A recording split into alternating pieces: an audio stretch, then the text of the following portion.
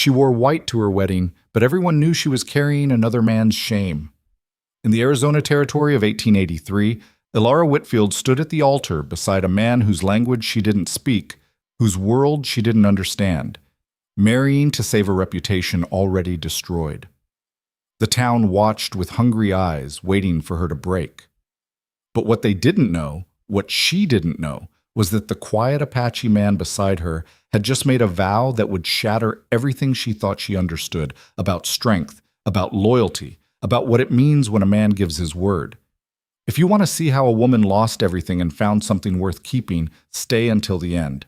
Hit that like button and drop a comment with your city so I can see how far this story travels. The parlor smelled like dying roses and her mother's desperation. Elara sat rigid in the horsehair chair, her hands folded over the slight swell beneath her dress that everyone pretended not to see. The fabric was dark green, deliberately chosen, carefully draped. Her mother had burned the lighter dresses 2 weeks ago, after the doctor confirmed what the whole town had already whispered into existence. "He'll be here within the hour," her father said. He wouldn't look at her. Hadn't looked at her properly in 3 weeks, not since she'd finally admitted the truth. "Reverend Mills has agreed to perform the ceremony this evening." This evening? Elara's voice came out flat. She'd cried herself empty days ago. "You've arranged it all very quickly. We don't have the luxury of time."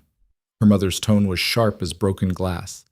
"People are already talking. Mrs. Henderson saw you at the market last week, and I could see her counting months in her head." Elara's laugh was bitter. "Then perhaps we should have moved faster. Perhaps we should have done this before I started showing." Her father's hand hit the desk. Not hard, but the sound cracked through the room like a whip. "You don't get to be clever about this. You don't get to act like you're the injured party." "I never said I was." "Thomas left you." Her mother said it like an accusation, like Elara had somehow driven him away through moral failure alone. A gentleman from a good family, with prospects, with breeding, and you drove him off. The words hit like they were supposed to. Thomas Whitmore, with his easy smile and his father's silver mine shares. Thomas, who'd promised her everything in the dark corners of church socials, who'd talked about San Francisco and a house on Nob Hill, who'd made her believe that rules didn't apply to people like them. Thomas, who'd taken the evening train east the day after she told him about the baby. "He wasn't a gentleman," Elara said quietly, "and he certainly wasn't good. He was your only chance." Her mother's voice broke on the last word. "And now look what we're reduced to. Marrying you off to... She couldn't even finish the sentence. "To a half-breed," her father supplied. His voice was cold. "To Kyle Neshoba. That's what you've brought us to." Elara had only seen him twice. Once at the trading post, selling furs and venison to Mr. Peterson, his movements efficient and unbothered by the stairs. Once on the ridge above town, riding a paint horse along the tree line at sunset, looking like something out of the penny dreadfuls her mother had forbidden her to read. He was Apache, or half Apache, depending on who was telling the story. His mother had been full blood from the White Mountain bands. His father had been a trapper, a Frenchman named Baptiste, who died when Kyle was still young. He lived alone in a cabin up in the high country, traded furs and horses, kept to himself. "Why would he agree to this?" Elara asked. It was the question that had been gnawing at her since her father first proposed this solution. What does he get out of marrying a ruined white woman carrying another man's child? Her father's expression was unreadable. "I'm giving him clear title to the 40 acres adjoining his property, the water rights to Sycamore Creek, and a mule." A mule! Elara felt something hysterical rising in her throat. "You're trading me for 40 acres and a mule. I'm saving your life." Her father stood, turned toward the window. "Do you know what happens to women in your condition with no husband, no family willing to claim them? You think you'll go to one of those homes for unwed mothers and come out with any kind of future? You think anyone in this territory will hire you as a seamstress or a teacher or even a laundress once they know?" He was right. She knew he was right. Unmarried motherhood wasn't just scandal. It was social death. Economic death. Sometimes literal death, if you got desperate enough. "And the child?" Her voice was barely a whisper. "What happens to the child?" Her mother made a sound like something was tearing. "Perhaps he'll... The man has agreed to certain terms. He understands the situation. What terms? He'll raise the child as his own. Her father still wouldn't turn around. In exchange for the land and for us, never speaking of this again. To anyone. You'll be his wife. The child will be his. That's the story. That's the only story. Alara closed her eyes, tried to imagine it, tried to picture herself in a cabin in the mountains with a man who was practically a stranger, raising a child conceived in what she'd stupidly thought was love. Does he know? She asked. Does he know the child isn't his? He knows everything. Her father's shoulders were rigid. I wouldn't deceive a man about something like that, no matter what you might think of me. The clock on the mantel ticked toward 5. Outside, the Arizona sky was starting to turn that particular shade of amber that meant sunset was coming. In the distance, she could hear children playing, someone hammering at the blacksmith's shop, the normal sounds of a town going about its normal evening. Her life, ending. A new one, beginning. She didn't feel ready for either. Kael arrived on foot, leading a dark bay mare that looked better fed than half the horses in town. Alara watched from the window as he tied the animal to the hitching post, took off his hat, ran a hand through black hair that fell past his shoulders. He wore canvas pants, a cotton shirt that had seen better days, boots that looked handmade. No suit, no attempt at white man's formal wear. Her mother made a disgusted sound. He couldn't even be bothered to dress properly. But Alara found herself oddly relieved. At least he wasn't pretending this was something it wasn't. At least he wasn't performing respectability for her parents' benefit. Her father opened the door before Kael could knock. Mr. Neshoba? Whitfield? Kael's voice was lower than she'd expected. Rough-edged, like he didn't use it much. We doing this tonight? The Reverend is waiting at the church. Her father stepped back. Come in. Meet Alara. Kael's eyes found hers across the room. They were dark, unreadable, not cruel, not kind. Just assessing, the way you'd look at a horse you were considering buying. Practical. Clinical. She lifted her chin, met his gaze straight on. If he wanted to see what he was getting, fine. She had nothing left to hide anyway. Ma'am? He didn't move closer, didn't offer his hand, just stood there in her father's parlor like he was waiting for someone to tell him what to do next. Mr. Neshoba, her voice came out steadier than she felt. I understand you've agreed to certain arrangements. I agreed to marry you. Direct, blunt. Reverend says words, we sign papers, you come home with me. That's the arrangement. Her mother flinched. Perhaps we should discuss the expectations. Already discussed them with her father. Kael's eyes never left Alara's face. I know what I'm taking on. Taking on, like she was a debt, a burden, a problem to be solved. She supposed that's exactly what she was. The child, Alara said. She needed to hear it from him directly, needed to know what kind of man she was binding herself to. You understand that if it's yours, it's mine. He said it simply, like it was the most obvious thing in the world. That's what I told your father. That's what I'm telling you. Something in her chest cracked. Not relief, not exactly. More like the absence of a fear she'd been carrying so long, she'd forgotten it was there. Why? The question came out before she could stop it. Why would you do this? Kael's expression didn't change. You need a husband. I need water rights. Seems fair. Nothing about this is fair. No. He almost smiled. Almost. But it's practical. I can do practical.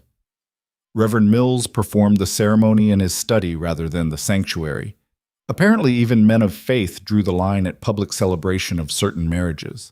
The room was cramped, smelling of old books and kerosene. Alara's parents stood witness, her mother dabbing at tears that might have been genuine grief or might have been pure mortification. Her father stared at the wall, his jaw working like he was chewing words he couldn't swallow. Kael stood beside her, hat in his hands, dirt still on his boots. Dearly beloved, Reverend Mills began, then stopped, cleared his throat. Actually, Given the circumstances, perhaps we'll dispense with the usual preamble. Kael Neshoba, do you take this woman to be your lawfully wedded wife, to have and to hold from this day forward? I do.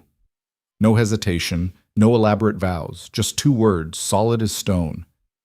And do you, Alara Whitfield, take this man to be your lawfully wedded husband, to have and to hold from this day forward, for better or worse, in sickness and in health, until death do you part? Until death. That could be 50 years. 60, if she lived as long as her grandmother. A lifetime chained to a stranger because of one summer of stupid, reckless hope. I do. Her voice didn't shake. She wouldn't let it. Then by the power vested in me by the territory of Arizona, I pronounce you man and wife. The Reverend closed his Bible with a snap. You may kiss the bride if you're so inclined. Kael looked at her, really looked, for the first time. She saw something in his eyes. Not desire, not affection. Something more like recognition, like he was acknowledging that they were in this together now, for better or worse. He didn't kiss her, just held out his hand. She took it. His palm was calloused, warm. He squeezed once, gentle, then let go. We should go, he said. Long ride up the mountain. Her mother made a sound. Tonight? She's leaving tonight? No point waiting. Kael turned to her father. The papers? Her father produced a leather folder from his coat. Deed to the 40 acres, water rights documentation, all signed and notarized. The mule is in your barn as agreed. Kael took the papers, didn't even glance at them, just folded them into his pocket. Mrs. Neshoba, he looked at Alara. You got anything you need to bring? Mrs. Neshoba. The name landed like a stone in water, ripples spreading out in all directions. I have a trunk, she said. In my room. I'll get it. He headed for the door, then paused, looked back at her parents. She'll be taken care of. That's my word. Her father nodded stiffly. Her mother turned away. And that was it. No tearful goodbyes. No maternal advice for the wedding night. Her mother couldn't even look at her. Alara followed Kael up the stairs to her bedroom, this space that had been hers for 24 years. The wallpaper she'd chosen at 16. The window seat where she'd read books and dreamed about a future that looked nothing like this. Which trunk? Kael asked. She pointed to the one by the wardrobe. He lifted it like it weighed nothing, settled it on his shoulder. Anything else? She looked around at the brush and mirror on her vanity, the sampler she'd stitched when she was 12, the photograph of her and her sister before Catherine married and moved to Tucson. No, she said. Nothing else. They rode out of town as the last light drained from the sky. Alara sat on the bay mare, her trunk tied behind the saddle. Kael rode a paint horse that moved like water, following trails that she couldn't see in the gathering dark. He didn't speak, didn't point out landmarks or try to make conversation. The silence should have been uncomfortable. Instead, it felt almost restful. No need to perform, to explain, to justify. Just the sound of hooves on rock, the creak of leather, the wind moving through the pines. They climbed, up through foothills thick with juniper and sage, into higher country where ponderosa forests blocked out the stars. The temperature dropped. Alara pulled her shawl tighter, grateful she'd thought to wear her heavy dress. How much farther? She finally asked. Another hour. Kael's voice came out of the darkness ahead. Trail gets rough.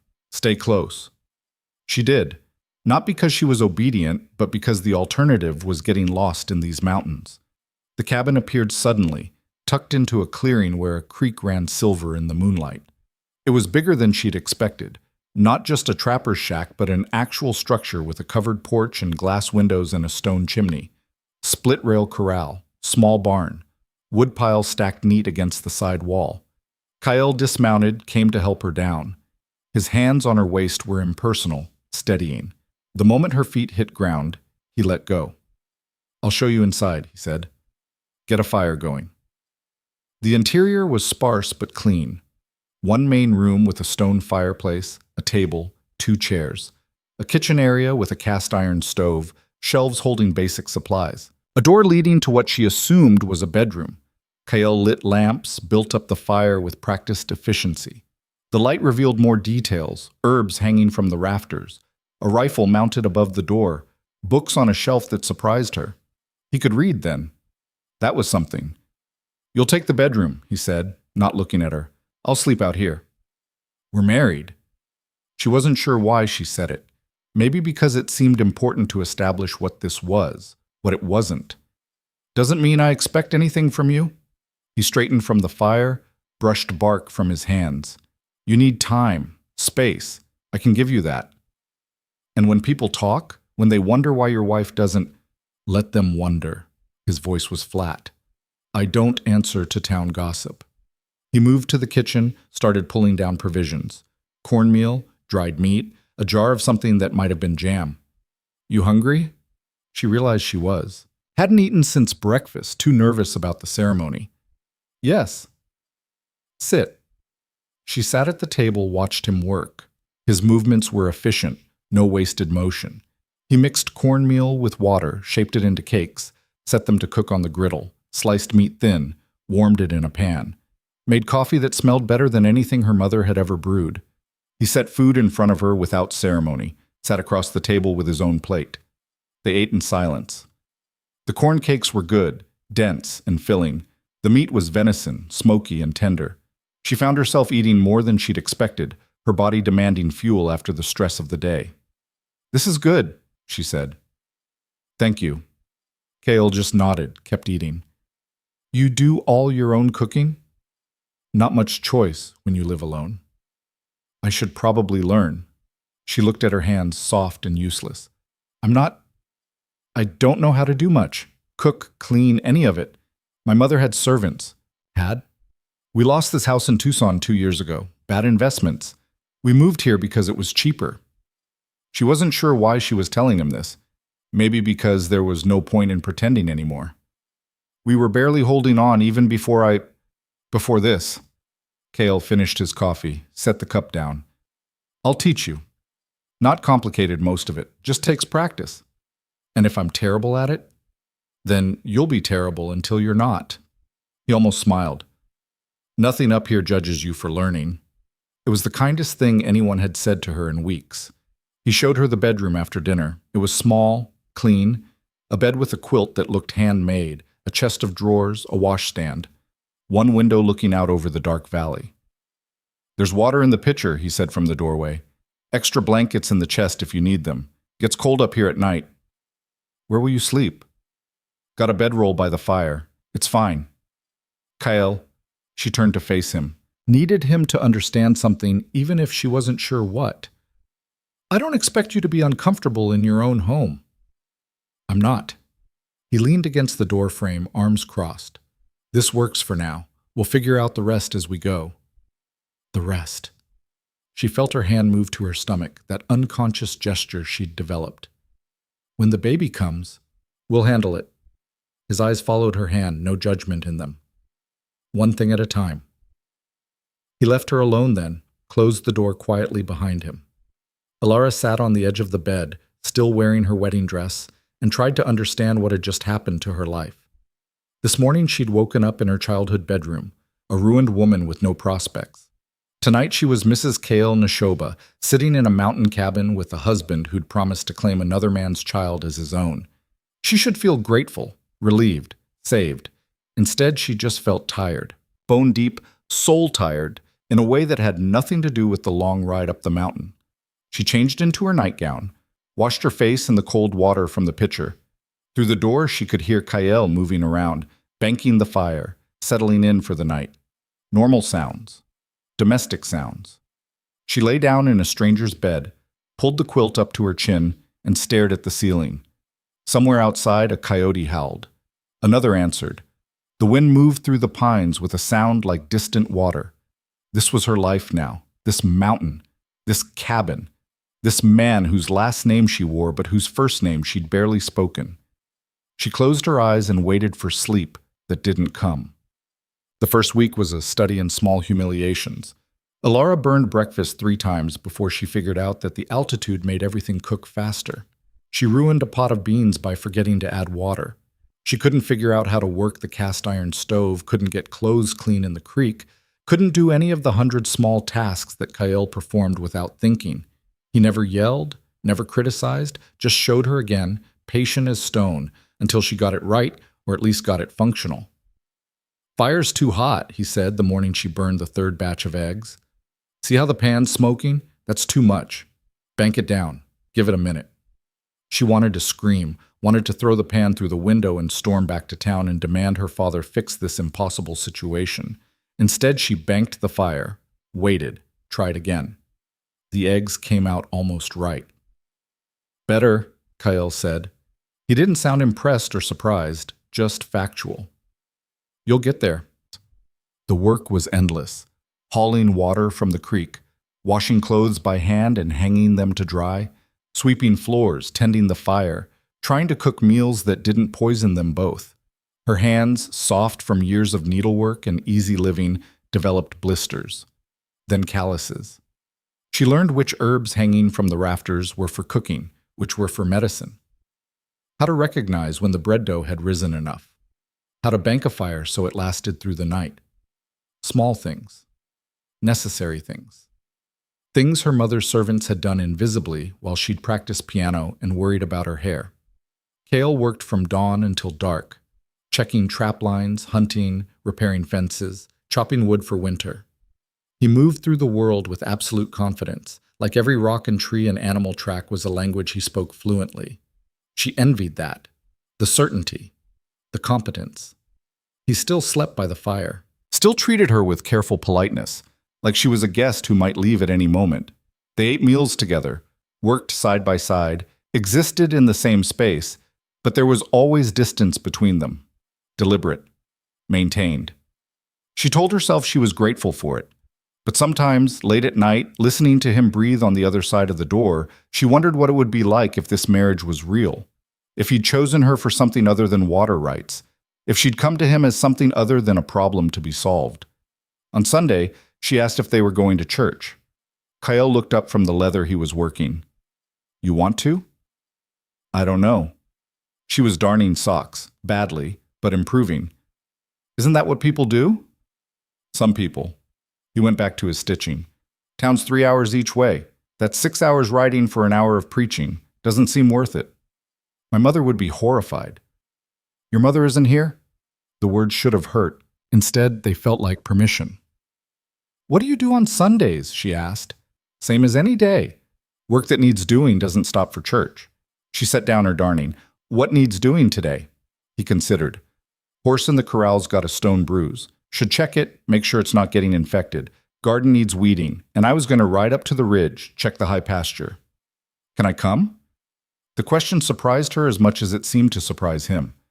"To the ridge, I mean. I'd like to see more of this place." Kyle studied her for a long moment. "It's a hard ride, steep trails." "I can manage." "Yeah." Something shifted in his expression. "I believe you can." They rode out an hour later, following a trail that switchbacked up through dense forest. The climb was brutal, the altitude making her breathless. But the view from the top. The whole valley spread below them, a patchwork of forest and meadow stretching toward distant blue mountains. The sky went on forever, bigger than she'd ever imagined sky could be. "It's beautiful," she said, inadequate words for something that made her chest ache. Cale sat easy in his saddle, looking out over the land. "This was my mother's favorite place. She used to bring me up here when I was small, taught me the names of everything." He pointed. "That's Elk Ridge. That valley's where the springs are. Never goes dry, even in drought years. That peak, the one that looks like a broken tooth? We call it Hummingbird Mountain. Hummingbirds nest there every summer, hundreds of them." It was the most he'd ever said at once. Alara found herself leaning forward, hungry for more. "What happened to her?" she asked. "Your mother." His face closed down. "Died when I was 15. Influenza." "I'm sorry." "Long time ago." But his voice said it wasn't, not really. Some losses didn't get smaller with distance. They sat in silence, watching a hawk circle below them, riding thermals. "My father wanted me to be a teacher," Alara said. Wasn't sure why she was sharing this. Thought it was respectable work for a woman. But I wanted to write. Stories, novels, things that mattered. He said it was foolishness. Said women who wrote books were chasing attention. You write now? No. She looked at her ruined hands. Haven't written anything in years. I guess he was right. It was foolishness. Maybe. Kyle turned his horse. Or maybe you just stopped. On the ride down, she thought about that. About stopping. About all the things she'd given up without quite meaning to, until one day she'd looked around and didn't recognize her own life. Maybe this impossible marriage, this mountain exile. Maybe it was a chance to start again. Not the life she'd planned, but a life that was entirely hers to build, if she was brave enough to try. 2 weeks in, her father came to visit. She heard the horses before she saw them, her father and 2 ranch hands he'd brought as escort. Cale was out checking trap lines. Wouldn't be back until afternoon. Alara. Her father dismounted stiffly. He looked older than she remembered, or maybe she was just seeing him clearly for the first time. I wanted to see how you were settling in. Did you? She didn't invite him inside. Stood on the porch with her arms crossed, suddenly aware of how different she must look. Hair in a simple braid, dress already showing wear, hands rough from work. Your mother is worried. Is she? Don't be like that. He sighed. We did what we had to do. You understand that, don't you? There were no other options. You mean you did what was easiest for you? The anger surprised her. She'd thought she'd let it go. Married me off to a stranger so you wouldn't have to deal with the scandal. He's treating you well? He's treating me exactly as he promised. She leaned against the porch railing. Better than Thomas ever did, if we're being honest. Her father flinched. Thomas was, that was unfortunate. But this man, this Kyle, do you understand what people are saying about you living up here with a half-breed, raising his bastard? My child. Her voice came out hard as stone. Not his bastard. My child. And Kyle's child, because that's what he's chosen. Chosen? Her father shook his head. You think choice matters in this? You think love makes a family? It's blood, Alara. Blood and name and reputation. That's what matters. Then I guess none of this matters. She gestured at the cabin, the mountains, the life she was building, because none of it's what you'd choose. I'm trying to protect you. No. She met his eyes. You're trying to protect yourself. There's a difference. He left 20 minutes later, angry and baffled. The ranch hands wouldn't meet her eyes as they mounted up. She watched them ride away, feeling something in her chest loosen. Some last tie to who she'd been, finally cut. Cale found her sitting on the porch when he came back, staring at nothing. You all right? He asked. My father came by. He set down the rabbits he'd caught, sat on the step below her. What did he want? To make sure you weren't mistreating me. To remind me what people are saying. She laughed, bitter. To tell me that blood and name and reputation are all that matter. Cale was quiet for a moment. You believe that? I don't know what I believe anymore. She looked at him, this man she'd known for 2 weeks but who'd shown her more steady kindness than anyone in her previous life. What do you believe? I believe a man is what he does, not what he says. He picked up one of the rabbits, examined it. I believe reputation is what other people think about you, and character is what you are when nobody's watching. And I believe blood isn't half as important as most folks pretend. Your mother was Apache. Your father was white. Did that make things hard for you? Made things different. He started skinning the rabbit, his hands skilled. Didn't belong in her world, didn't belong in his. Ended up making my own. That sounds lonely. Sometimes. He glanced up at her. Sometimes it's just quiet. She thought about that. About the difference between lonely and quiet. About building your own world when the one you're born into has no place for you. Thank you, she said. For what? For not expecting me to be something I'm not. For just letting me figure it out. Kyle went back to his work. That's all any of us can do, isn't it? Figure it out as we go. That night she wrote for the first time in 3 years. Just a few pages, impressions of the mountain and the man who lived on it. Nothing polished, nothing important. But her hand moved across the paper with an ease she'd forgotten was possible. And when she finally stopped, she felt more like herself than she had in months. Through the door, she could hear Kyle banking the fire, settling in for the night. Ordinary sounds. Safe sounds. Maybe this could work. Maybe she could build something here, in this high country with this quiet man who'd given her space to breathe. Maybe she wasn't ruined after all, just changed. And maybe that wasn't the same thing. The first snow came in October, 6 weeks after the wedding. Alara woke to silence, the particular kind of silence that meant the world had changed overnight. She pushed open the shutters and found everything transformed. White covered the clearing, the trees, the roof of the barn. Still falling, thick flakes drifting down like torn paper. She'd never seen this much snow. In town, they got dustings that melted by noon. This looked like it meant to stay. Kyle was already up, dressed in heavy wool and leather. He glanced at her standing in the bedroom doorway, wrapped in the quilt. "Storm's going to last a few days," he said, pulling on his boots. "Need to bring in more wood, check on the horses, make sure nothing freezes that shouldn't." "What can I do?" He looked surprised, like he'd expected her to stay inside where it was warm. "You know how to milk a cow?" "No?" "Time to learn then." The cold hit like a physical thing when she stepped outside.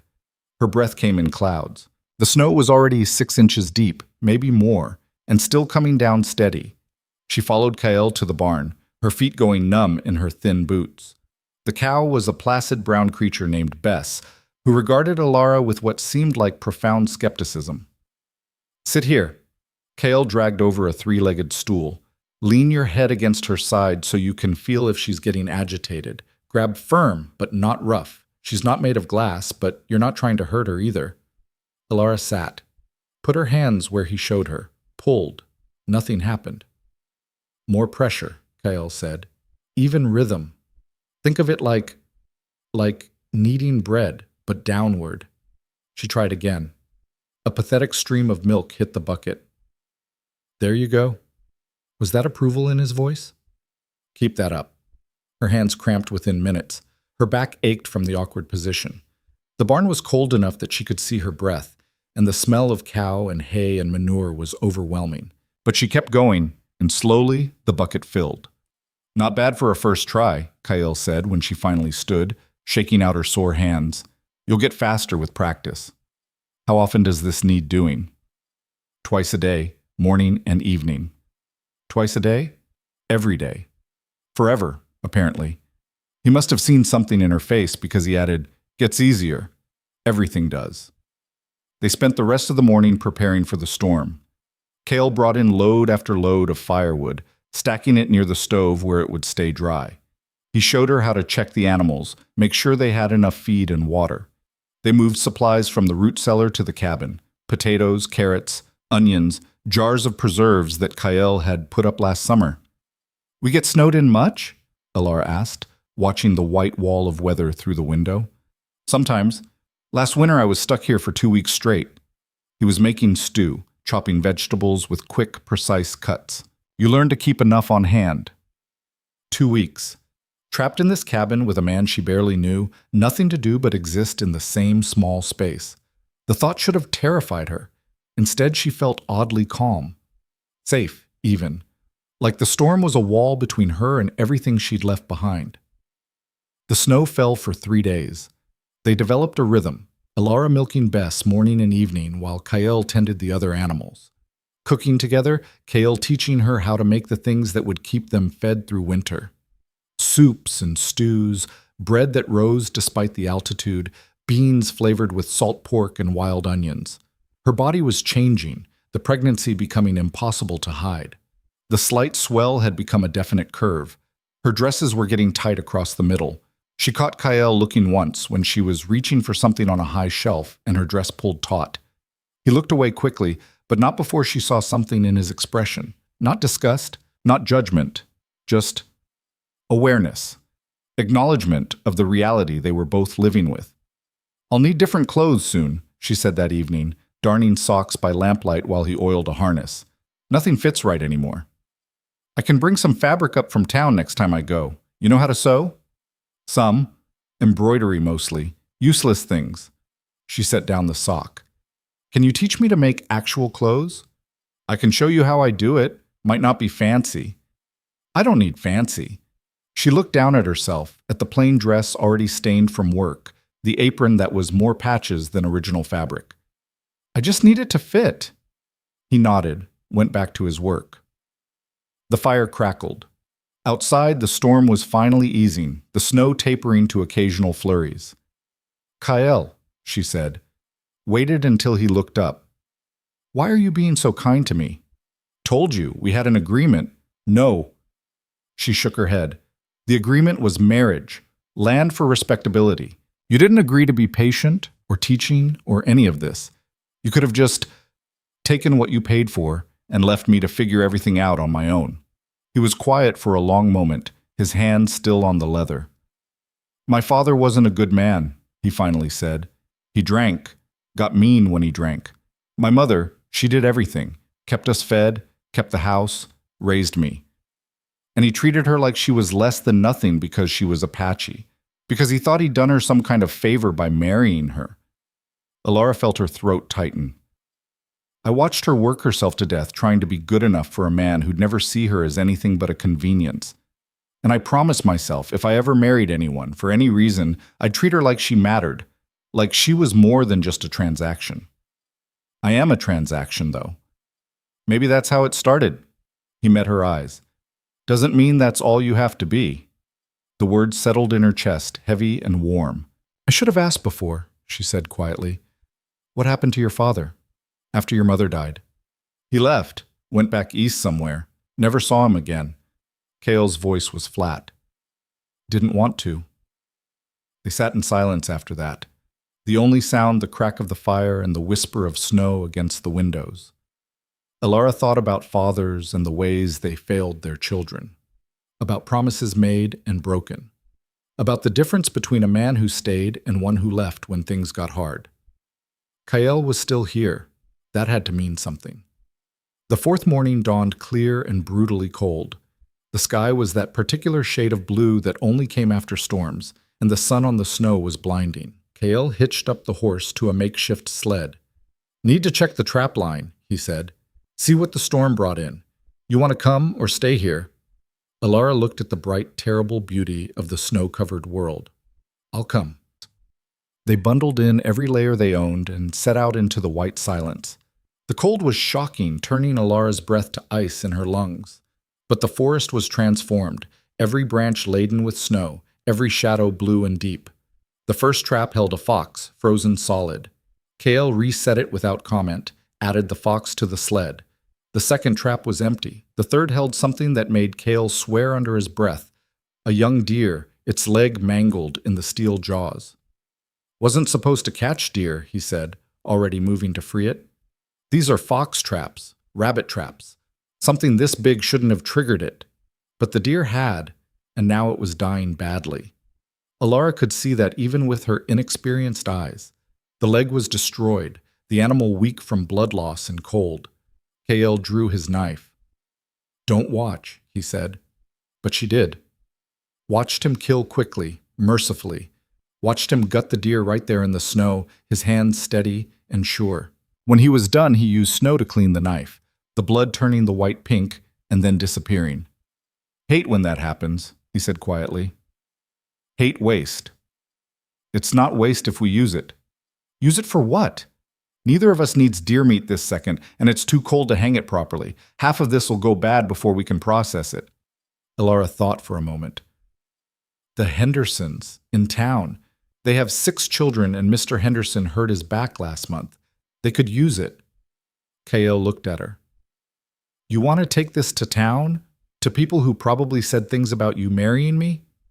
I don't care what they said. She surprised herself with how true that was. Those children are still hungry whether their parents like me or not.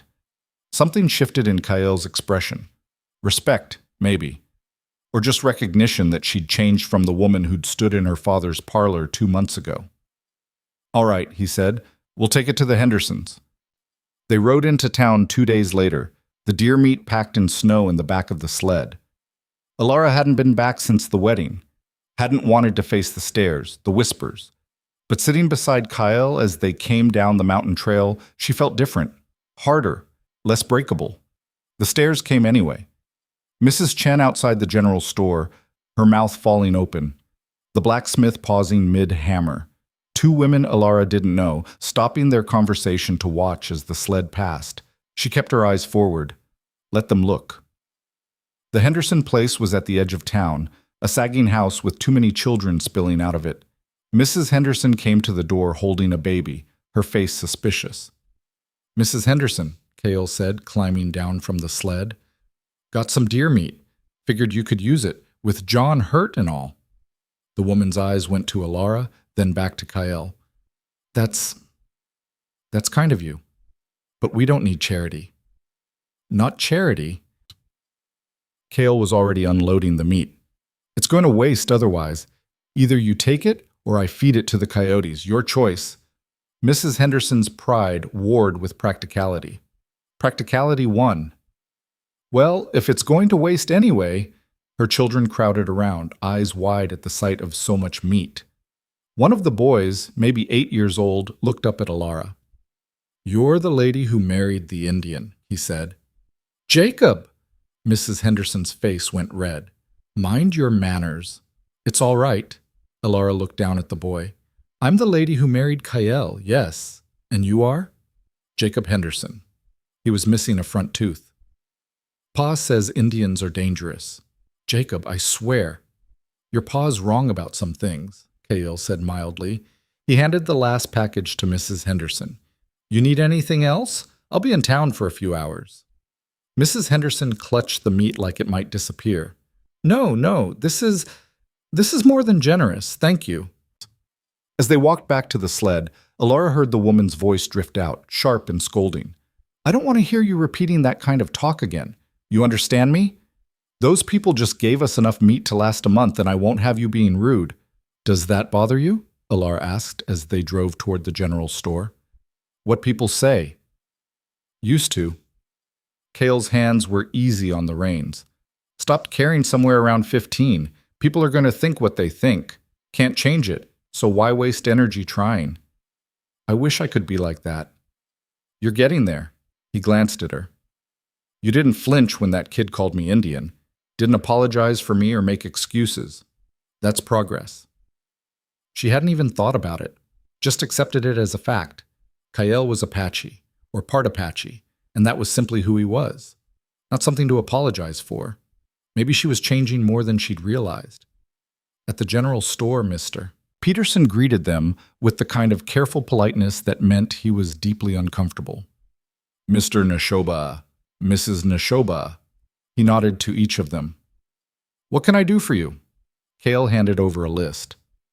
"Need these supplies and fabric, enough for a couple dresses. Whatever you've got that's practical." Peterson gathered the items, his movements quick and nervous. When he set out 3 bolts of fabric, 1 gray, 1 brown, 1 dark blue, Alara touched the blue. "This one," she said, "and the brown." "Good choices." Peterson started measuring. "Hard-wearing, won't show dirt." While he worked, the door opened. 3 women came in, their conversation cutting off the moment they saw Alara. She recognized them. Town women. The kind who organized church socials and decided who was respectable. Mrs. Patterson, who'd been friends with Alara's mother. Mrs. Chen from the bakery, a third woman whose name Alara couldn't remember. "Alara." Mrs. Patterson's voice was cold. "I'm surprised to see you in town." "I live here," Alara said evenly. Seemed reasonable to visit occasionally. Living up in those mountains with... She glanced at Kyle, lowered her voice like he couldn't hear her. "It's not proper. Everyone's talking about it." "Let them talk." "Don't you care what people think? About your reputation?" Alara felt something crack open in her chest. All the fear, all the shame she'd been carrying, suddenly it felt absurd. These women, with their judgments and their whispers, had no idea what her life was actually like, had no right to it. "My reputation was destroyed the moment Thomas Whitmore got on that train," she said clearly. "You all made sure I knew it. Every pitying look, every whispered conversation. So no, Mrs. Patterson, I don't care what people think anymore. I'm surviving. That's more than I was doing when I lived by your rules." The women's faces went through a series of complicated expressions. Shock, offense, and underneath it, something that might have been grudging respect. Well, Mrs. Patterson drew herself up. I suppose that's honest, at least. Peterson finished wrapping the fabric, his face carefully neutral. Cale paid, gathered the packages. As they left, Ilara heard Mrs. Chen say, "She's got more spine than I gave her credit for." "Still married to a savage," Mrs. Patterson replied. "A savage who brought the Hendersons enough meat to last the winter," the third woman said thoughtfully, "which is more than any of our husbands have done." Back at the cabin that night, Ilara spread the fabric on the table, trying to remember what her mother's seamstress had taught her about cutting patterns. Kyle watched for a minute, then disappeared into the bedroom. Came back with a shirt that had seen better days. "Use this as a pattern," he said. "It's too small for me anyway. You can take it apart, see how it's put together." She looked at him. "You're full of surprises." "Not really, just practical." He sat down across from her. "I'll show you the basic stitches. The rest is just patience." They worked by lamplight, Kyle's hands guiding hers through the steps. His touch was impersonal but steady, the kind of teaching that trusted her to learn without hovering. "You're good at this," she said. "Teaching." "Had a good teacher?" His voice went soft. "My mother. She could make anything with her hands. Baskets, clothes, tools. Said it was important to be able to provide for yourself, not depend on others." "She sounds remarkable." She was. He finished demonstrating a stitch, handed the fabric back to her. "You would have liked her. She didn't care much what people thought either." Ilara worked in silence for a while, her stitches getting steadier. "Do you miss her?" "Every day." Simple, honest. "But missing doesn't help anything. Just have to keep going." "Is that what you do? Just keep going?" "What else is there?" He met her eyes. "You stop, you sink. Better to move forward, even if you don't know where you're going." She thought about that, about moving forward, about the fact that she hadn't thought about Thomas in days, maybe weeks, hadn't mourned the life she'd lost because she was too busy building the one she had. "Thank you," she said, "for today, for letting me come to town, for not making excuses for me." "You don't need excuses." He stood, stretched. "You're doing fine on your own." After he'd gone to his bedroll by the fire, Ilara sat at the table, sewing by lamplight. Her hands moved with growing confidence, the fabric taking shape under her fingers. Outside, the wind picked up, rattling the shutters. Winter was coming in earnest, the easy autumn days giving way to something harder. But inside, the fire burned steady and warm, and for the first time since this whole thing began, Ilara felt something like hope. November brought harder cold, and the reality that winter in the mountains was nothing like winter in town. The snow piled higher. Some mornings, Kyle had to dig out the door just to get to the barn. Water froze in the buckets overnight. The wind came down from the peaks like something alive and angry, finding every crack in the walls. Ilara's body continued changing in ways that both fascinated and terrified her. The baby moved now, little flutters that became distinct kicks. Her back ached constantly. She couldn't sleep lying flat anymore, had to prop herself up with extra blankets. Kyle noticed, though he never said anything directly. Just appeared with extra pillows one night. Brought her ginger tea when the morning sickness came back with a vengeance. Took over the heavier chores without being asked. "You don't have to do everything," she said one morning, watching him haul water while she sat at the table, too dizzy to stand. "Not doing everything, just doing what needs doing." "I should be helping more." "You're growing a whole person." He set the bucket down. "That's work enough." She wanted to argue, but another wave of nausea hit, and she had to focus on not vomiting into the wash basin. When it passed, Kyle handed her a wet cloth without comment. "Is it always like this?" she asked. "Pregnancy?" "How would I know?" "Right, stupid question." She wiped her face. My mother never talked about it. Never told me what to expect. I thought it was supposed to be, I don't know, natural, easy." "Natural doesn't mean easy." He poured her water from the cooled kettle. "Animals having babies, that's natural too. Still looks like hard work." "That's comforting." "Wasn't trying to comfort you, just stating facts." But there was something almost gentle in his voice, and when he pressed the cup into her hands, his fingers lingered just a moment longer than necessary. The first real trouble came in early December. Alara was hanging laundry inside, too cold to dry it outside anymore, when she heard horses. Multiple horses, moving fast. Kale appeared from the barn, rifle in hand. "Get inside, stay there." "What's wrong?" "Just do it." She did, watching through the window as 5 men rode into the clearing. They were dressed rough, faces hard, the kind of men who made their living in ways that didn't involve honest work. The leader, a big man with a scarred face, swung down from his horse. "Neshoba," he called out. "We need to talk." "Talk then." Kale's voice was flat, the rifle held easy but ready. "Heard you got quite the trap line going. Good furs this season?" "Good enough." "See, that's a problem." Scarface moved closer. "This is Blackwood territory. You want to trap here, you pay Blackwood's cut." "I don't pay protection money." "Not protection, just a fee for using land that belongs to Mr. Blackwood. This is open territory, doesn't belong to anyone." "That's where you're wrong." Another man dismounted, younger, meaner looking. "Mr. Blackwood owns everything from Sycamore Creek to the North Ridge. You're squatting on his land." Alara felt her blood go cold. She knew that name, Cyrus Blackwood, who ran half the illegal operations in the territory. Mining claims that weren't quite legal, timber rights that were probably stolen, and protection rackets that bled honest people dry. "I've got deed to this land," Kale said, "legal and registered." "Papers don't mean much when you're this far from town." Scarface smiled, showing missing teeth. "Accidents happen up here. Cabins burn. People disappear. Would be a shame if something happened to that pretty wife of yours." The rifle came up, fast and sure. "You threatening my wife?" "Just stating facts." But Scarface stepped back, hands raised. "Look, we're not here to cause trouble. Just collecting what's owed. 20% of your take, and we all stay friendly." "Get off my land." Think about it, Nashoba.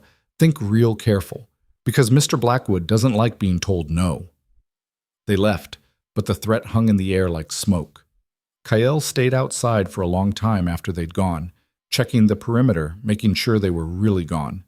When he finally came in, his face was grim. "Who are they?" Alara asked, though she already knew. "Blackwood's men. They've been trying to muscle in on this territory for years." He set the rifle by the door, within easy reach. Usually they stick to the mining operations, leave the trappers alone. This is new. "What are we going to do?" "We're not doing anything. I'm going to keep trapping, and you're going to stay close to the cabin when I'm out." Kale, "I mean it, Alara." He looked at her, and she saw real fear there for the first time. "These men are dangerous. They won't hesitate to use you to get to me. So you stay here, you keep the rifle loaded, and if anyone comes around that isn't me, you shoot first and ask questions later." She wanted to argue, wanted to say she could help, could fight, could do something other than hide, but the look on his face stopped her. "All right," she said. "I'll be careful." "Good." He moved to the window, checking the sight lines. "Because I can handle a lot of things. But if something happened to you—" He didn't finish. Didn't need to. The words hung between them, heavy with meaning neither of them was quite ready to name.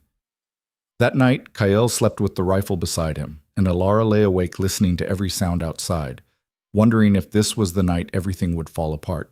3 weeks passed with no sign of Blackwood's men, but the threat changed everything. Kale left earlier each morning, came back later each evening, his eyes scanning the tree line constantly. He taught Alara to load and fire the rifle, made her practice until her shoulder ached from the recoil. He rigged bells on the approaches to the cabin, thin wires strung between trees that would chime if anyone tried to come up the trails quietly. The waiting was worse than the fear. Every sound made Alara jump.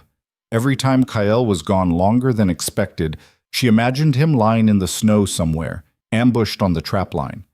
But the attack, when it came from a different direction entirely. It was mid-December, the kind of bright cold day that made the snow glitter like broken glass. Alara was kneading bread dough when she heard a horse approaching. Not multiple horses, just one, moving at an easy pace. She grabbed the rifle, moved to the window. The rider was alone, well-dressed in a wool coat and good boots. He rode like someone who'd spent time in saddles, but preferred carriages. As he came closer, something about the set of his shoulders made her stomach drop. No, it couldn't be. But it was. Thomas Whitmore dismounted in her clearing like he owned it, tied his horse to the rail, and looked around with the expression of a man surveying property he was considering purchasing. Alara's hands shook on the rifle. She wanted to shoot him, wanted to put a bullet through his smug, handsome face and watch him fall in the snow. Instead, she set the rifle down, carefully, deliberately, and opened the door. "You need to leave," she said. No greeting, no pretense at civility. Thomas turned, and his face lit up with that smile that had once made her heart race. Now, it just made her feel sick. Alara. He said her name like a caress, like he had any right to it. "You look different." "I said leave. I came all this way to see you. The least you could do is hear me out." He moved toward the porch, stopped when she raised her hand. "Don't come any closer." He held up his hands, the picture of wounded innocence. "I'm not here to cause trouble. I just want to talk." "We have nothing to talk about." "I think we have quite a lot to talk about, actually." His eyes dropped to her stomach, visible now even through her heavy dress. "I heard you got married to some half-breed mountain man. Is that true?" "Get off my property." "Is it yours, or is it his?" Thomas leaned against the hitching post, making himself comfortable. "Because I've been asking around, Alara. Seems your new husband is squatting on contested land. Seems Cyrus Blackwood has legitimate claims to most of this territory." Ice flooded her veins. "You're working with Blackwood." "Working with is a strong term. Let's say we have mutual interests." He smiled. "I want what's mine. He wants this land. We can both get what we want if you're reasonable." "What's yours?" She felt her hands curl into fists. "You left. You got on a train and ran the moment I told you about the baby." I panicked. He had the grace to look ashamed, at least. I was young, scared, didn't know what I was doing, but I've had time to think, Alara. Time to realize what I threw away. "So you came back?" "I came back for you." He took a step forward. "For our child. I made a mistake, and I want to make it right." "By threatening my husband? By working with criminals?" "By offering you a way out of this." He gestured at the cabin, the mountains, the harsh landscape. "Look at yourself. Look at where you're living. Is this really what you want? Spending your life in a shack in the middle of nowhere, married to a man who can barely speak English?" "Kael speaks English just fine." "You know what I mean." Thomas's voice went soft, persuasive. The tone he'd used when he was convincing her to meet him in the dark. "You weren't made for this life. You're educated, refined, you come from a good family. You should be in a real house, with servants and society and everything you deserve." "I have everything I need. You have nothing." He said it gently, like he was breaking bad news. "And when Blackwood takes this land, and he will take it, Alara, the law is on his side, you'll have even less. Your husband will be arrested for squatting, possibly worse. You'll be left with nothing and nowhere to go." The words hit hard because there was truth in them. She didn't know the details of Kael's land claim, didn't know if it would stand up against someone like Blackwood, with money and lawyers and the territorial government on his side. "What do you want, Thomas?" "I want you to come with me." He moved closer, close enough that she could smell his cologne, expensive and cloying. "Leave all this behind. I have a house in Tucson, a good position with my father's company. We can get married, properly married, in a church, and raise our child together, the way it should have been from the start. I'm already married. To a man you barely know. A marriage of convenience that can be annulled." His hand reached for hers. She jerked back. "Be honest with yourself. You don't love him. How could you? He's nothing like us." "You're right." The words came out hard. "He's nothing like you. He didn't abandon me when things got difficult. He didn't run away and leave me to face the consequences alone. He married me knowing exactly what he was taking on, and he's kept every promise he made." "Promises bought with land rights." Thomas's voice turned sharp. "You think he married you out of the goodness of his heart? He wanted water access, that's all. You were just the transaction that came with it." It hurt because she'd thought the same thing, had told herself the same thing on countless nights. But hearing it from Thomas's mouth made her realize how wrong it was. Maybe it started that way, she said, but it's not all we are. Not anymore. So you do love him? Thomas laughed, bitter. That's rich. The girl who said she'd never marry without love, falling for a savage who probably can't even read. He reads better than you do. She was shaking now, anger burning through the fear. And he's twice the man you'll ever be. Now get out. I'm not leaving without you. Then you're not leaving. The click of a rifle hammer was loud in the cold air. Both of them turned. Cale stood at the edge of the clearing, his rifle pointed steady at Thomas's chest. How long he'd been there, Elara didn't know. Long enough, apparently. She told you to leave, Cale said. His voice was flat, empty of emotion. The voice of a man who'd already decided he was willing to kill. I suggest you listen. Thomas raised his hands, but his voice stayed confident. I'm not armed. You shoot an unarmed man, that's murder. Even out here, that won't go well for you. Won't go well for you either, being dead and all. Kyle, Elara started. Go inside, Elara. I'm not leaving you out here with him. Inside, now. His eyes never left Thomas. This is between men. She wanted to argue, but something in his tone said this wasn't the time. She went inside but stayed at the window, the rifle in her hands, ready. Outside, Kyle moved closer, the rifle still trained on Thomas. You've got 30 seconds to get on your horse and ride out of here, he said. After that, I start shooting. You won't shoot me. Thomas's confidence was returning. Too many consequences. The law is 3 hours away and you came to my land threatening my wife. That's self-defense where I come from. Cale's finger moved to the trigger. 20 seconds. This isn't over. Thomas backed toward his horse, hands still raised. Blackwood will be back. He'll bring the sheriff, proper papers, everything legal, and when he does, you'll lose everything. Maybe, Cale watched him mount up, but you won't be here to see it. 10 seconds. Thomas wheeled his horse around. Elara deserves better than this. Better than you. She deserves a man who doesn't run when things get hard. Cale's voice was cold. That's not you. Time's up. Get out of my sight before I change my mind. Thomas rode out fast, his horse kicking up snow. Cale stood in the clearing long after he'd gone, the rifle still ready. Finally, he lowered it, turned toward the cabin. Elara met him at the door. How much did you hear? She asked. Enough. He leaned the rifle against the wall, his hands not quite steady. You want to go with him? What? He's offering you a way out. House in Tucson, society, all the things you're used to. Cale wouldn't look at her. I'd understand if you wanted to take it. She stared at him. You think I want that? After everything? He's right about some things. This is a hard life, and when Blackwood comes back, and he will come back, I might not be able to protect this place. Might not be able to protect you. I didn't ask you to protect me. Yeah, you did. He finally met her eyes. That's what marriage means. That's what this whole thing means. And if I can't do it, if I can't keep you safe... She moved before she thought about it, crossed the space between them, put her hands on his face, made him look at her. Listen to me, she said. I don't want Thomas. I don't want his house or his money or his empty promises. I want this. I want you. You barely know me. I know enough. Her hands were shaking, but her voice was steady.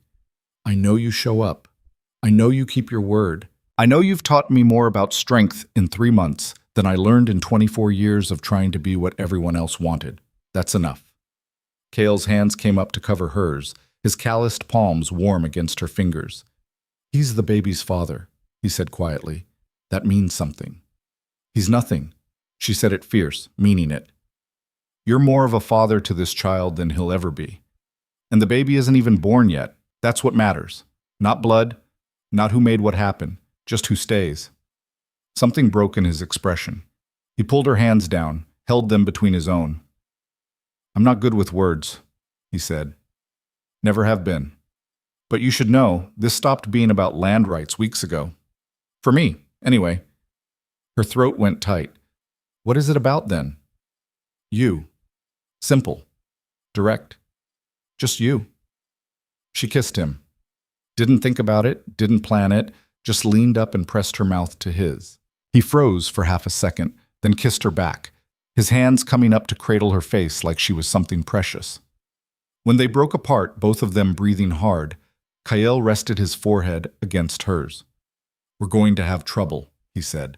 "Blackwood's not going to stop, and your father probably told Thomas where to find us, which means he might come back too." "Let them come." She felt fierce, fearless. "We'll handle it." "Together?" "Together." That night, Kyle moved his bedroll into the bedroom. Not into the bed. He made a pallet on the floor, respectful of the space between them. But the distance had changed. They were on the same side of the door now, the same side of everything. Alara lay awake listening to him breathe, feeling the weight of what had happened settle over her. Thomas had come back, had offered her everything she'd once thought she wanted, and she'd chosen this instead, chosen uncertainty and difficulty, and a man who loved her enough to let her go if that's what she needed. She reached down, let her hand dangle over the side of the bed. After a moment, Kyle's hand found hers in the darkness, squeezed once. She fell asleep like that, their fingers intertwined, and for the first time in months, she didn't dream about the life she'd lost.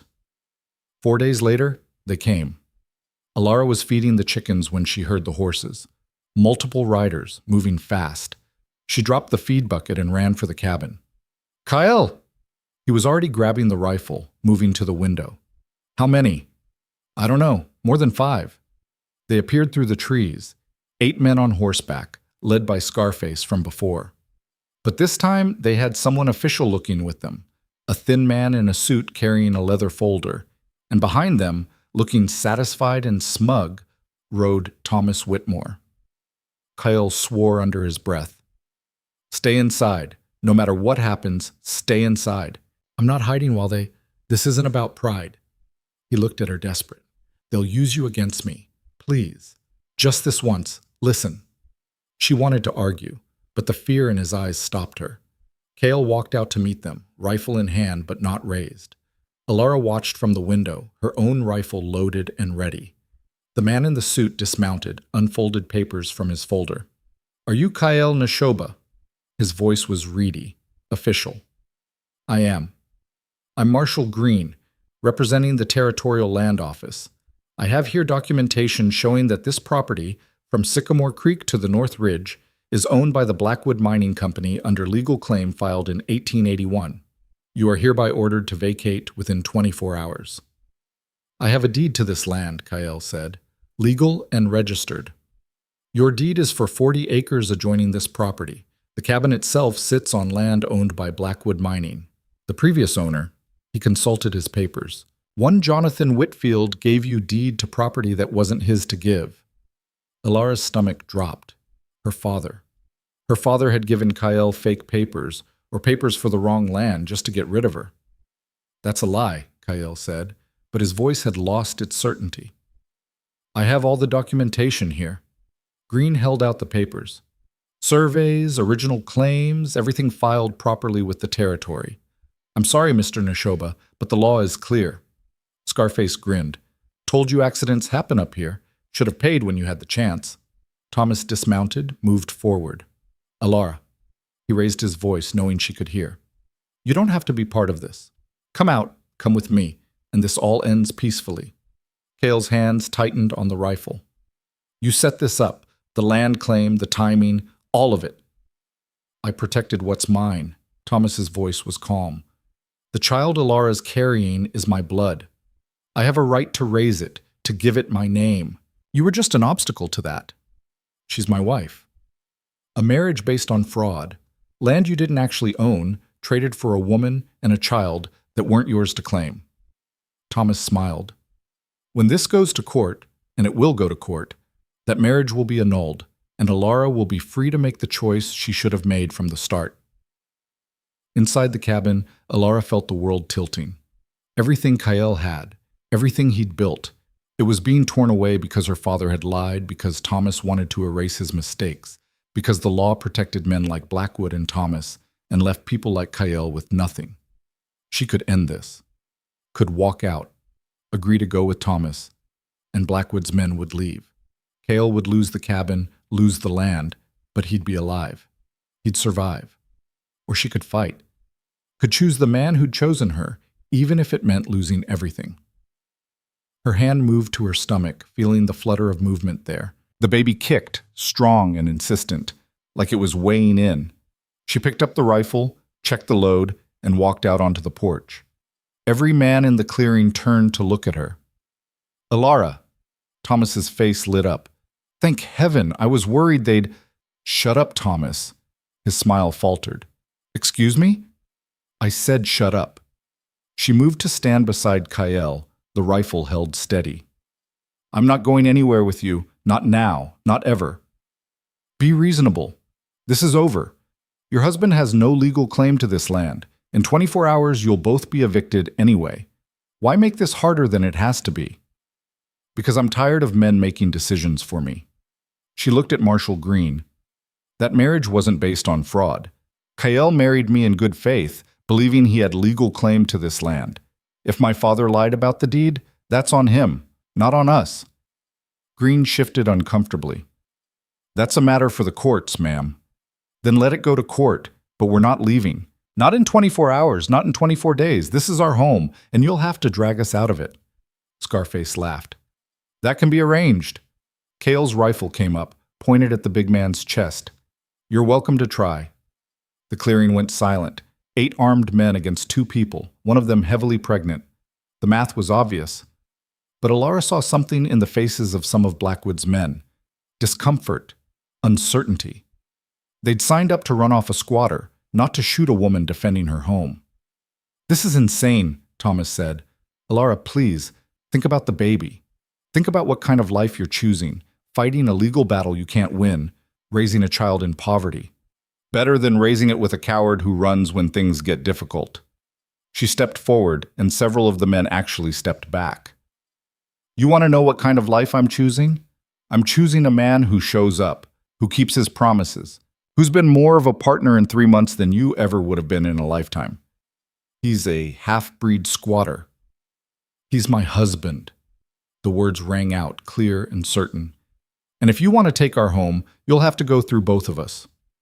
Marshall Green cleared his throat. "Mrs. Neshoba, I understand your position, but the law can wait until spring." A new voice cut through the tension. Everyone turned. A man on horseback sat at the edge of the clearing, older, weathered, with a badge pinned to his coat. Sheriff Morrison, who Alara recognized from town.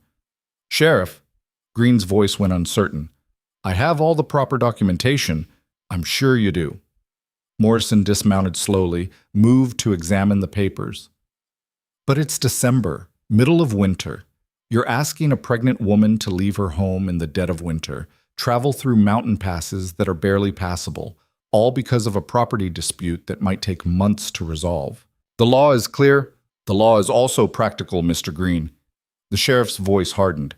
"You come back in spring, when travel is safe, when Mrs. Neshoba has delivered her child, and we'll sort this out properly. But I'm not evicting a woman in her condition in the middle of winter. Not happening." Scarface moved his horse forward. "Mr. Blackwood isn't going to like—" "Mr. Blackwood can take it up with me." Morrison's hand moved to his sidearm. "And you boys can ride back and tell him that if he wants to start a range war over a cabin and 40 disputed acres, I'll be happy to oblige. But it won't end the way he thinks it will." The threat hung in the air. Blackwood was powerful, but the sheriff had the law behind him. Real law, not just paperwork and intimidation. Thomas looked between them, calculating. This is just delaying the inevitable. "Maybe," Morrison shrugged. "But that's a problem for spring. Right now, these folks are staying put. Anyone got a problem with that?" No one spoke. "Good." The sheriff mounted up. "Mr. Green, I suggest you file your documents properly and plan to return in April. Mrs. Neshoba, Mr. Neshoba, I'll be back to check on you folks periodically. Make sure everyone's behaving." He rode out, taking the moral high ground with him. Blackwood's men looked at each other, uncertain. Without the law backing their play, they were just thugs with guns. Not a good look. Scarface spat in the snow. "This ain't over." "It is for today." Cale's rifle hadn't wavered. "Now get off my land." They left slowly, reluctantly. Thomas was the last to turn his horse. "You're making a mistake, he called to Alara. When spring comes, when the courts rule, you'll have nothing, and I won't be there to save you. I don't need saving, she lowered her rifle. I needed you to leave me alone. Now I've got that. He rode away, his back rigid with injured pride. When the sound of hooves finally faded, Alara's legs gave out. She sat hard on the porch steps, shaking. Cale set down the rifle, sat beside her. For a long moment, neither of them spoke. That was stupid, he finally said. You could have been killed. So could you. I'm used to that risk. You're not. I am now. She looked at him. That's what this life is, isn't it? Risk and reward. All or nothing. Yeah. He took her hand. All or nothing. We bought ourselves until spring. If we're lucky, if Blackwood doesn't decide to ignore the sheriff, and if the courts rule against us, then we start over somewhere else. He squeezed her hand. Together. She leaned her head on his shoulder, felt the solid warmth of him, the steady rhythm of his breathing. I meant what I said out there, she told him. About you being my husband. About choosing this. I know. His voice was rough. I heard you. And? And I'm choosing it too. Choosing you. Not because of land or water rights or any deal with your father, just because. Just because? Just because you walked out there with a rifle to defend our home. Just because you stood up to 8 armed men and told them to go to hell. Just because you're braver than anyone I've ever met, and I'll be damned if I let someone like Thomas Whitmore take you away. She turned her face up, kissed him properly this time. No hesitation, no uncertainty, just want and need and the bone-deep knowledge that this, him, them, this life they were building was worth fighting for.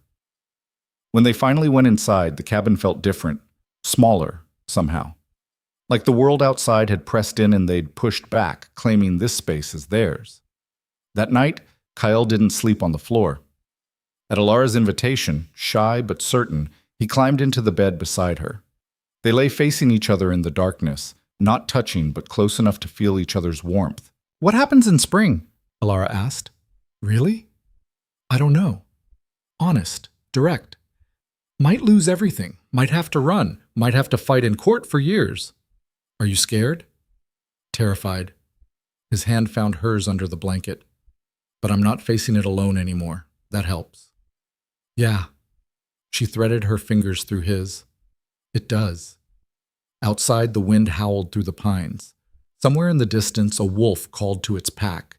The mountain was still harsh, still unforgiving, but inside they had each other. They had time. They had until spring, and that would have to be enough. The reprieve lasted exactly 3 weeks. They spent those weeks preparing for whatever came next. Kyle made trips to town, talking quietly with Sheriff Morrison, trying to understand the legal tangle they were caught in. Alara practiced shooting until she could hit a target at 50 yards, her growing belly making the stance awkward but not impossible. They didn't talk about spring, didn't talk about courts or evictions or what they'd do if they lost, just focused on surviving winter, one day at a time. Christmas came and went unmarked except for Kyle bringing home a turkey he'd shot, and Alara making a pie from dried apples that turned out better than either of them expected. They ate by lamplight, the cabin warm and close, and if it wasn't the Christmas Alara had grown up with, it was better in ways she couldn't quite name. New Year's Eve found them sitting by the fire, Kyle carving a cradle from pine while Alara sewed tiny clothes from fabric scraps. The baby was due in late February, maybe early March. Close enough now that she could feel every movement, every shift. You nervous? Kyle asked, not looking up from his work. About the baby or the legal mess? Baby. She considered lying, then decided against it. Terrified. I don't know what I'm doing. What if something goes wrong? What if I can't? You'll be fine. He smoothed the wood with steady strokes. Women have been having babies since the start of time. Your body knows what to do. That's not comforting. Wasn't trying to comfort you, just stating facts. But his mouth quirked. I talked to Mrs. Henderson last time I was in town. She said she'd come up when your time comes, help with the delivery. She's had 6 of her own, knows what she's doing. Alara felt something tight in her chest loosen. You asked her? Figured you'd want someone who's done this before. And she owes us for the deer meat. He glanced up. That all right? That's good. Thank you. They worked in companionable silence, the only sounds the scrape of his knife and the crackle of the fire. Outside, snow was falling again, soft and steady, building drifts against the walls. Kael, she said, setting down her sewing, if we lose in court, if we have to leave, where would we go? He was quiet for a long moment. North, maybe, Montana Territory, or west toward California. Somewhere they're not looking for us. You'd really leave? Start over completely? Done it before. He set down the cradle, looked at her directly. But that was when I was alone. Different now. Because of me. Because of us. You, me, the baby. His hand moved to cover hers. That's family, and family doesn't abandon each other when things get hard. The word settled over her like a blanket. Family. Not the family she'd been born into, the one that had traded her away to save face, but the one she was building here, in this cabin, with this man who'd promised her nothing except that he'd stay. I love you, she said. Simple, true. Not planning to say it, but there it was. Kael went very still. You don't have to. I know I don't have to. I want to. She squeezed his hand. You need to know that. Whatever happens, whatever we face, I love you. I choose you. Not because you're convenient or because I'm out of options. Because you're you. He pulled her close, careful of her belly, buried his face in her hair. His shoulders shook once, and she realized with shock that he was crying. Silent, the way he did everything, but crying nonetheless. I never thought I'd have this, he said against her hair. Never thought anyone would look at me and see something worth keeping. Then you weren't looking hard enough. She held him tight. Because you're worth everything. They stayed like that until the fire burned low and the cold started creeping in. Then Kael built up the flames while Alara made tea, and they went to bed wrapped around each other, the baby kicking between them like it was agreeing with everything they'd said. January brought brutal cold and the first real sign that Blackwood wasn't going to wait for spring. The barn burned on a night when the wind was howling so loud they almost didn't hear the horses, almost didn't smell the smoke until it was too late. Kael woke first, grabbing the rifle and moving to the window in one smooth motion. Get dressed, quick! Alara struggled into her clothes, her hands shaking. Through the window she could see orange light flickering. The barn was ablaze, flames reaching into the dark sky. The horses? Already gone. Kael's voice was grim. Someone let them out before setting the fire. This is a message. Blackwood. Has to be.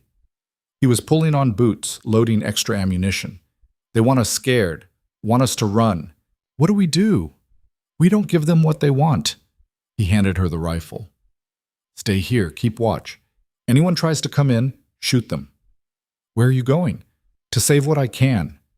Before she could argue, he was out the door and running toward the barn. Alara watched from the window, her heart in her throat, as he disappeared into the smoke. The fire burned for hours. There was nothing they could do except watch everything Kael had built go up in flames. The barn, the chicken coop attached to it, the stored hay and grain for the animals. All of it gone. When dawn finally came, gray and bitter, Kael stood in the ruins, his face black with soot. The horses had scattered into the forest. They'd found them eventually, but the cow was gone, run off or stolen. The chickens were dead, cooked in their coop. Alara brought him water, made him drink. His hands were blistered from trying to salvage tools, his eyebrows singed away. We need to report this, she said. Tell Sheriff Morrison, and say what? That someone burned our barn in the middle of the night, with no proof of who did it? Kael's laugh was bitter. Morrison can't help us. Not with this. So we just let them win? We survive. He looked at the cabin, still standing. That's what they don't want. They want us broken, scared, ready to give up. So we don't give them that. But it was getting harder to hold on to that defiance. They were down to one horse, no cow for milk, no chickens for eggs. Their food stores would last through winter, but barely. And spring was still 2 months away. The second blow came a week later. Sheriff Morrison rode up on a cold afternoon, his face grave. He dismounted slowly, like a man carrying bad news he didn't want to deliver. Mrs. Neshoba? Kyle. He nodded to each of them. Mind if I come in? They sat at the table, Morrison turning his hat in his hands. I got word from the territorial court, he said. They've reviewed Blackwood's claim and your deed. I'm sorry to say they ruled in Blackwood's favor. Alara felt the floor drop out from under her. What does that mean? Means the land this cabin sits on legally belongs to Blackwood Mining. You've got until March 1st to vacate. After that, I'll have to enforce the eviction. He looked genuinely pained. I tried to get them to extend it until after the baby comes, but the judge said no. Law's the law. The law is whatever Blackwood paid it to be, Cale said flatly. Morrison didn't argue. Maybe so, but it's still what I have to enforce. I'm sorry. What about our things? Alara heard her voice from far away. Can we take our belongings? Anything you brought with you? Yes. Anything that's part of the structure, the cabin, the well, the fences, that stays. It's considered part of the property. The cradle. Alara's hand went to her stomach. Kyle built a cradle. That's yours. Built it yourself. It's not part of the original structure. Morrison stood, clearly wanting to be anywhere else. I'll come back into February to help you move your things. Make sure nobody gives you trouble. After he left, Alara and Kyle sat in silence. We could fight it, she finally said. Appeal to a higher court. With what money? What lawyer? Kyle's voice was empty. This is what they wanted from the start. Legal theft, dressed up in paperwork. So we just leave? We leave. Find somewhere else. Start over. He reached for her hand. It's just a place, Alara. Wood and stone. What matters is us. But it wasn't just a place. It was the first home she'd made for herself, the first place she'd felt safe. It was where she'd learned to be strong, learned to love someone who actually deserved it. Losing it felt like losing a piece of herself. That night she couldn't sleep. She lay in bed listening to Kyle's breathing, feeling the baby move inside her, and tried to imagine starting over somewhere else. Another cabin, another mountain, another fight to survive. She could do it. She'd learned that much about herself, but the unfairness of it burned in her chest like the fire that had taken their barn. The knock came just before dawn. Alara woke to the sound, disoriented. Kyle was already up, rifle in hand, moving to the door. Who's there? It's Green, Marshal Green. I need to speak with you. Cale glanced back at Alara, who'd struggled out of bed. She nodded. He opened the door. Green stood on the porch alone, no horse visible, his city clothes looking worse for wear. I walked up, he said. Didn't want anyone to see me coming here. What do you want? Cale didn't lower the rifle. To tell you the truth. Green looked between them. Can I come in? Please, I'm freezing. Against his better judgment, Cale stepped aside. Green sat at their table, accepted the coffee Alara poured for him with shaking hands. When he finally looked up, his face was haggard. Blackwood's claim is fraudulent, he said. I know because I helped fabricate it. The words hung in the air. Explain, Kyle said. The original survey documents, they were altered. Blackwood doesn't actually own this land. The claim he filed in 1881 was for a different section entirely, 10 miles west of here. But he wanted this property, wanted the water rights, so he paid me to forge new documents showing his claim extended to include your cabin. Why are you telling us this? Alara asked. Green's hands shook around the coffee cup. Because I have a daughter. She's about your age, Mrs. Neshoba. And watching you stand up to Blackwood's men, watching you defend your home, it reminded me that I used to have principles, before I started selling them to the highest bidder. Principles don't help us, Kyle said. Can you prove any of this? I have the original documents, the real survey maps showing Blackwood's actual claim. He pulled papers from inside his coat. These are copies, but they're notarized, legal. Take them to a judge who isn't in Blackwood's pocket, and you've got a case. Alara took the papers with trembling hands. The survey lines were clear, the dates and signatures official-looking. If this was real, if they could prove it. Why would you do this, she asked. What do you get out of it? Maybe nothing. Maybe I lose my position, my reputation. Maybe worse. Green stood, buttoned his coat. But I'll be able to look my daughter in the eye again. That's worth something. Blackwood will come after you, Cale said. Let him try.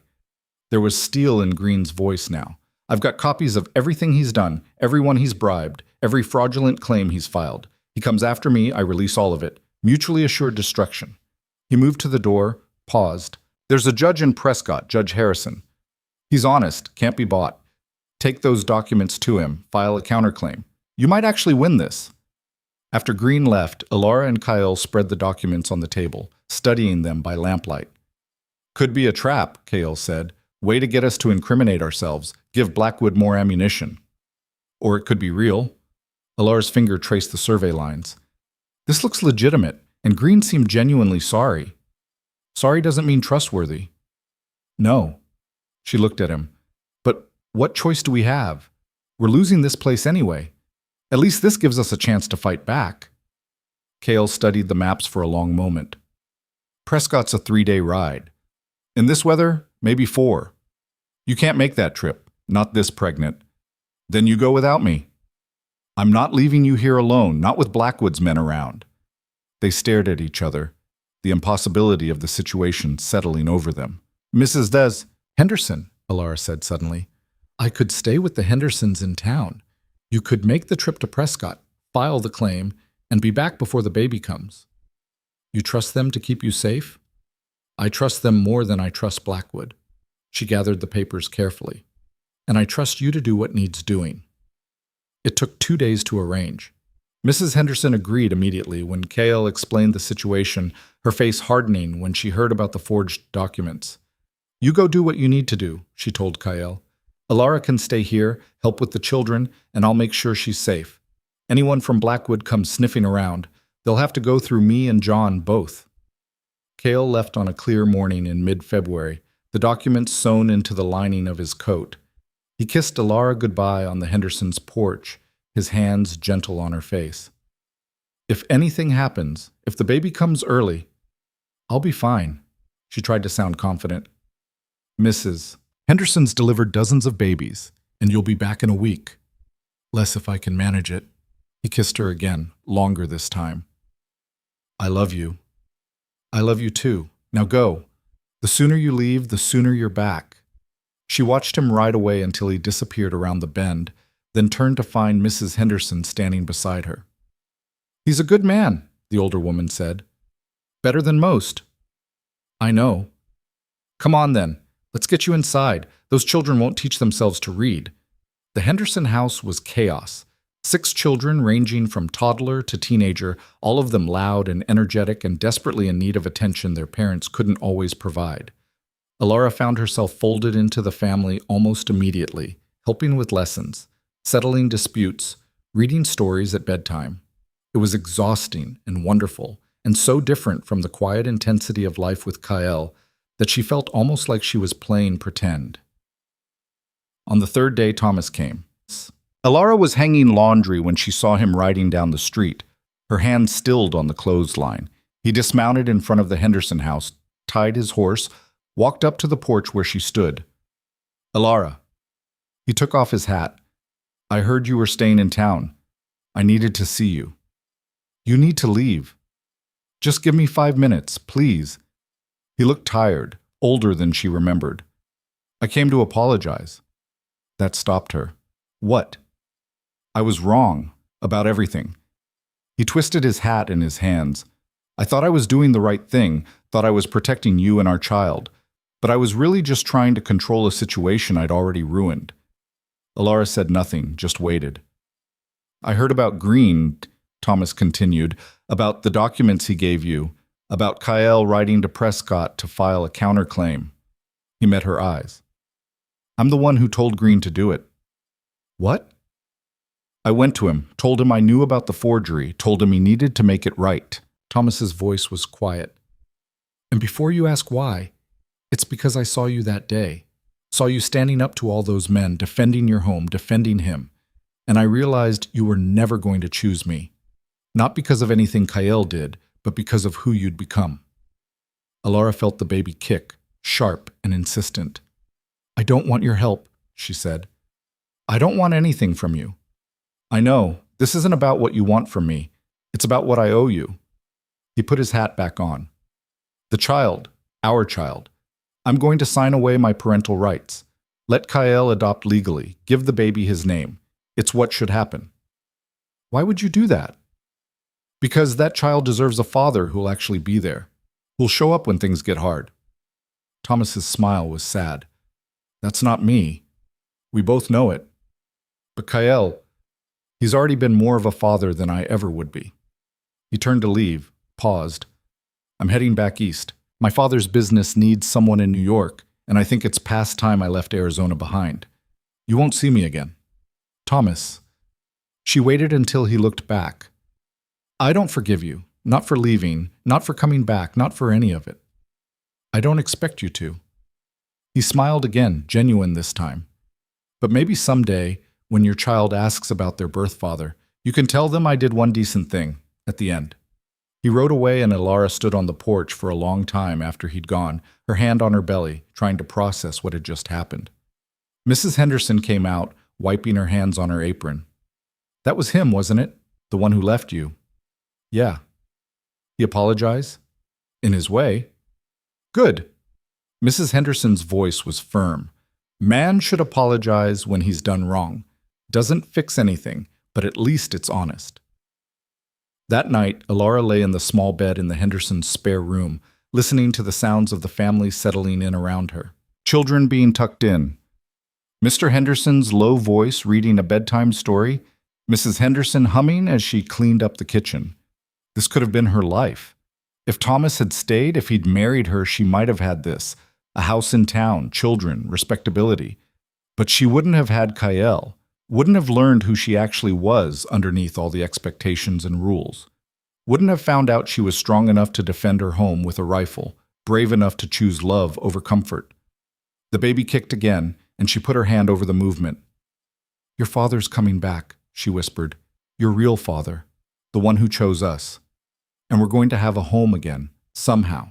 I promise. Kyle returned 6 days later, exhausted but triumphant. Ilara was in the kitchen helping Mrs. Henderson with dinner when she heard the horse. She knew the sound of Kyle's riding before she saw him, knew the steady rhythm, the confident pace. She was out the door before Mrs. Henderson could stop her, running as fast as her ungainly body would allow. Kyle caught her, held her tight, his face buried in her hair. Tell me, she said. Judge Harrison reviewed the documents, compared them to the territorial records. Blackwood's claim is fraudulent. Officially fraudulent, with legal documentation proving it. He pulled back to look at her. The judge issued an immediate stay on the eviction. We're getting a full hearing in April, but Harrison said barring any surprises, the land is legally ours. Ours? She said it like a prayer. Actually ours. Actually ours. He kissed her, hard and desperate and full of relief. The cabin, the land, all of it. And Blackwood's facing charges for fraud. He's finished, Ilara. We won. She started crying, couldn't help it. All the fear, all the uncertainty, pouring out in great heaving sobs. Kyle held her through it, steady as stone. When she finally got control of herself, she told him about Thomas, about the offer to sign away parental rights. Kyle was quiet for a long moment. You want me to adopt the baby? Legally? I want them to be yours in every way that matters. If that means legal papers, then yes. That child's already mine. His hand covered hers on her belly. Has been since the moment I married you. But I'll sign whatever you want. Make it official. That night back at the cabin, their cabin, legally theirs now, they lay in bed and planned. Kyle would rebuild the barn in spring. They'd get new chickens, another cow, plant a garden bigger than before, build onto the cabin, add a room for the baby. We should get married again, Ilara said suddenly. Do it right this time. Not because we have to, but because we want to. We're already married. I know. But I want to choose you in front of everyone. Want them all to see that this isn't convenience or desperation. It's real. Kyle's arms tightened around her. All right. When? After the baby comes. When I can fit into a decent dress again. She smiled against his chest. And this time, you're kissing me properly, in front of the Reverend and everyone. Looking forward to it. His hand moved over her belly, feeling the baby kick. Think we shocked everyone enough for 1 year? Probably. But let's shock them a little more, just to be sure. They fell asleep like that, wrapped around each other. The future finally looking like something they could actually build instead of just survive. Outside, the winter stars blazed cold and bright. Spring was coming, and with it, a new life. For all of them. The baby came 3 weeks early, on a night when the wind was trying to tear the roof off the cabin. Alara woke to pain that felt like her body was splitting in half. She grabbed Kyle's arm, her fingers digging in hard enough to leave marks. "It's time," she gasped. He was up instantly, pulling on clothes, moving with the focused efficiency that meant he was scared but wouldn't show it. "How far apart are the pains?" "I don't know. Close. Too close." He swore under his breath, already pulling on his boots. "I'll ride for Mrs. Henderson. You stay here. Try to—" "Don't you dare leave me!" Her voice came out fierce, terrified. "You leave, and this baby's coming with just me here, and I can't. I don't know how." Another contraction hit, stealing her breath. Kael's hands were on her face, making her look at him. "Listen to me. You're strong enough to do this. You've done harder things." His voice was steady, certain. "But I need to get help. I'll ride fast. Be back within 2 hours. Can you hold on that long?" She wanted to say no, wanted to scream that 2 hours was too long, that she needed him here, that she couldn't do this alone. Instead, she nodded. "Go, fast." He kissed her forehead, grabbed his coat, and was gone into the howling dark. Alara tried to remember everything she'd heard about childbirth. Her mother had never talked about it. Good women didn't discuss such things. Mrs. Henderson had mentioned walking helped, that lying down made it worse. Something about breathing through the pain. She paced the cabin, one hand on the table for support, the other pressed to her belly. The contractions came faster now, each one a wave that threatened to pull her under. She found herself making sounds she didn't recognize, low animal groans that seemed to come from somewhere deep inside. Time became strange. Minutes stretched into hours, or maybe hours compressed into minutes. She lost track of how many times she circled the cabin, how many times she had to stop and breathe through the pain. The door burst open, bringing wind and snow, and Mrs. Henderson, Kyle right behind her. "All right, dear." Mrs. Henderson was already taking off her coat, rolling up her sleeves.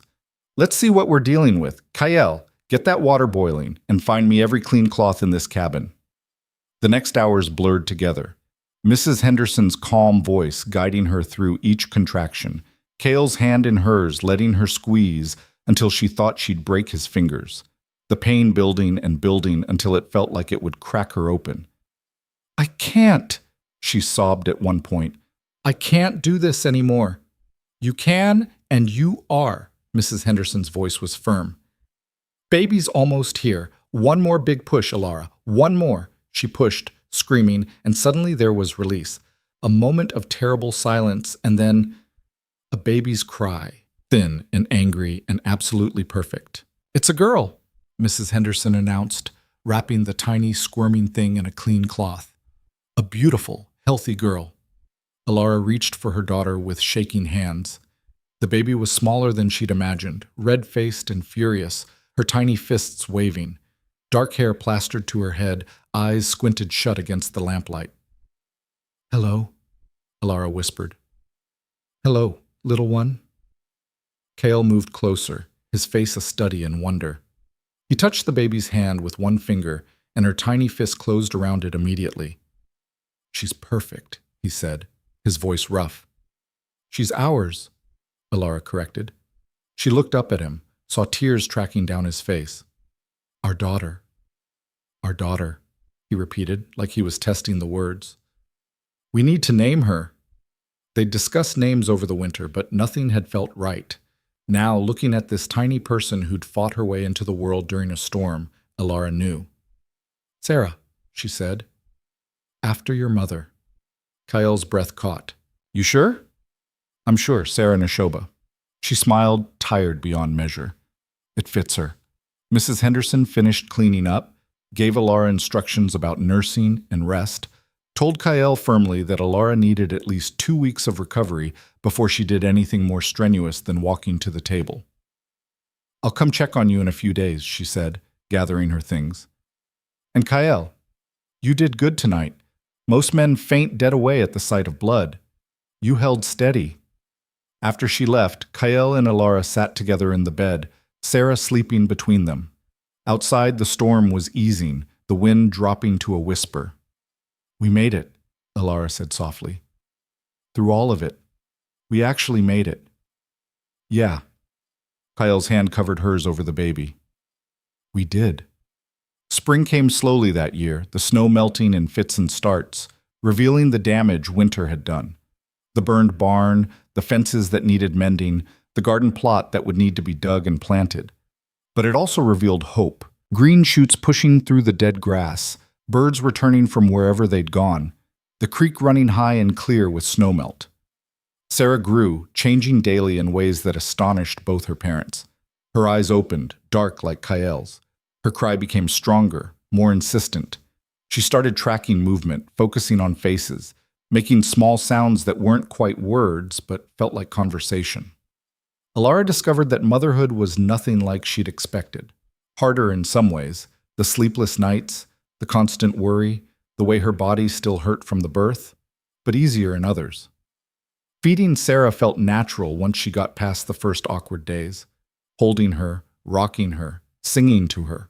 All of it came easier than the fancy needlework her mother had insisted she master. Kyle was a revelation. He changed diapers without complaint, walked the cabin at night with Sarah when she wouldn't settle, carved small toys for her with the same care he'd put into the cradle. Watching him with their daughter, patient, gentle, completely devoted, Alara fell in love with him all over again. In March, Sheriff Morrison came with official news. Judge Harrison had ruled definitively in their favor. The land was theirs, legally and permanently. Blackwood had been fined and barred from filing any further claims in the territory. The case was closed. "There's more," Morrison said, looking uncomfortable. "Your father came to see me, Jonathan Whitfield. He wanted me to tell you he's leaving the territory, heading back east with your mother. Said to tell you he's sorry for what it's worth." Alara felt nothing, no anger, no sadness, just a distant sense that a chapter had closed.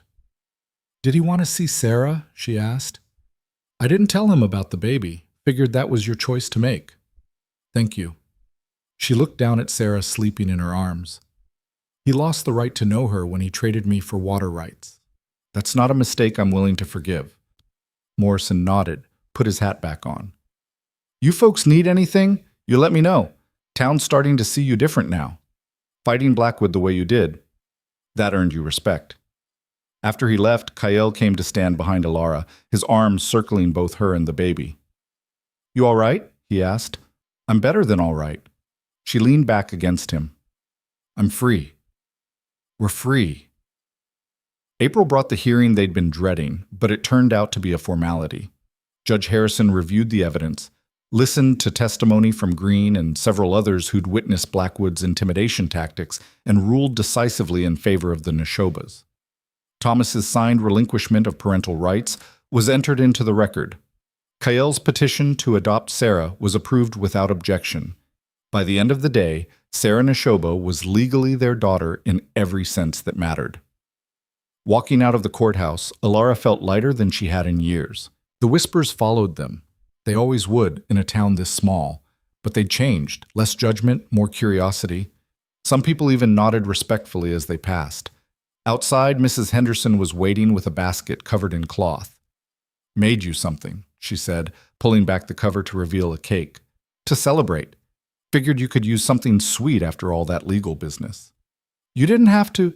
"Course I did. You're family now," Mrs. Henderson smiled. "Anyone who brings my children deer meat and stands up to Blackwood's thugs is family. That's just how it is." That night, they ate cake and celebrated quietly, just the three of them.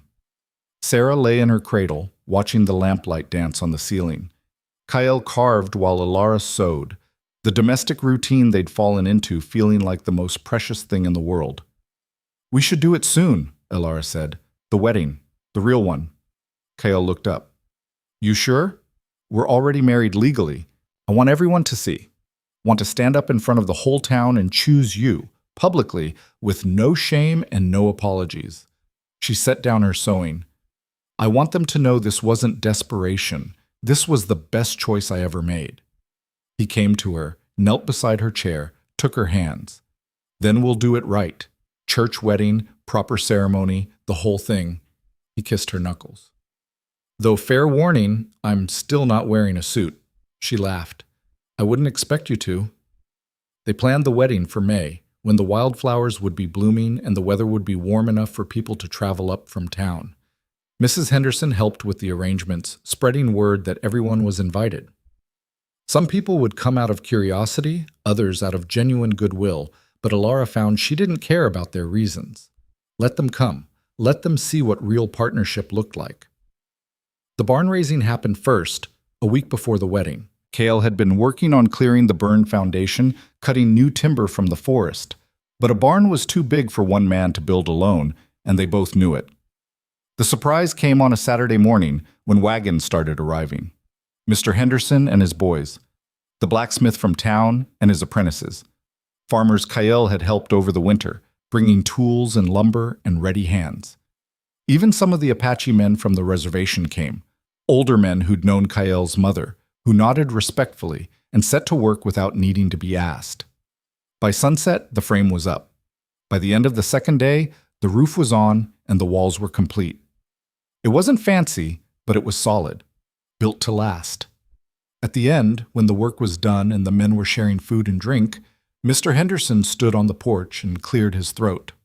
We know things haven't been easy for you folks, he said, his voice carrying across the clearing. Know the town wasn't always welcoming, wasn't always fair, but you fought for what was yours, and you did it with more backbone than most of us could have managed.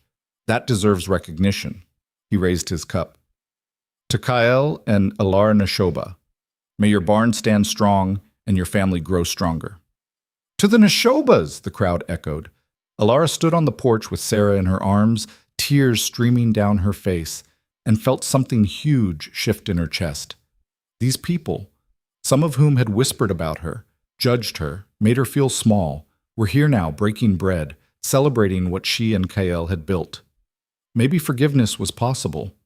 Maybe community was something you earned, not something you were born into.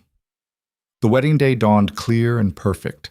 Alara wore a dress she'd made herself, simple blue fabric that Mrs. Henderson had helped her sew. Her hair was down, the way Kyle liked it, held back with wildflowers Sarah had tried to eat while Alara was getting ready. The ceremony was in the small church in town, but they'd asked Reverend Mills to keep it simple. No long sermons about duty and submission, just the vows, the promises, the commitment. Kale wore his best shirt and pants, his hair tied back, looking uncomfortable but determined.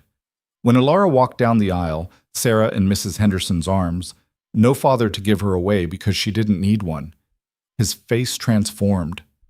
You're beautiful, he said when she reached him, loud enough for the front rows to hear. You're not so bad yourself. She took his hands, squeezed.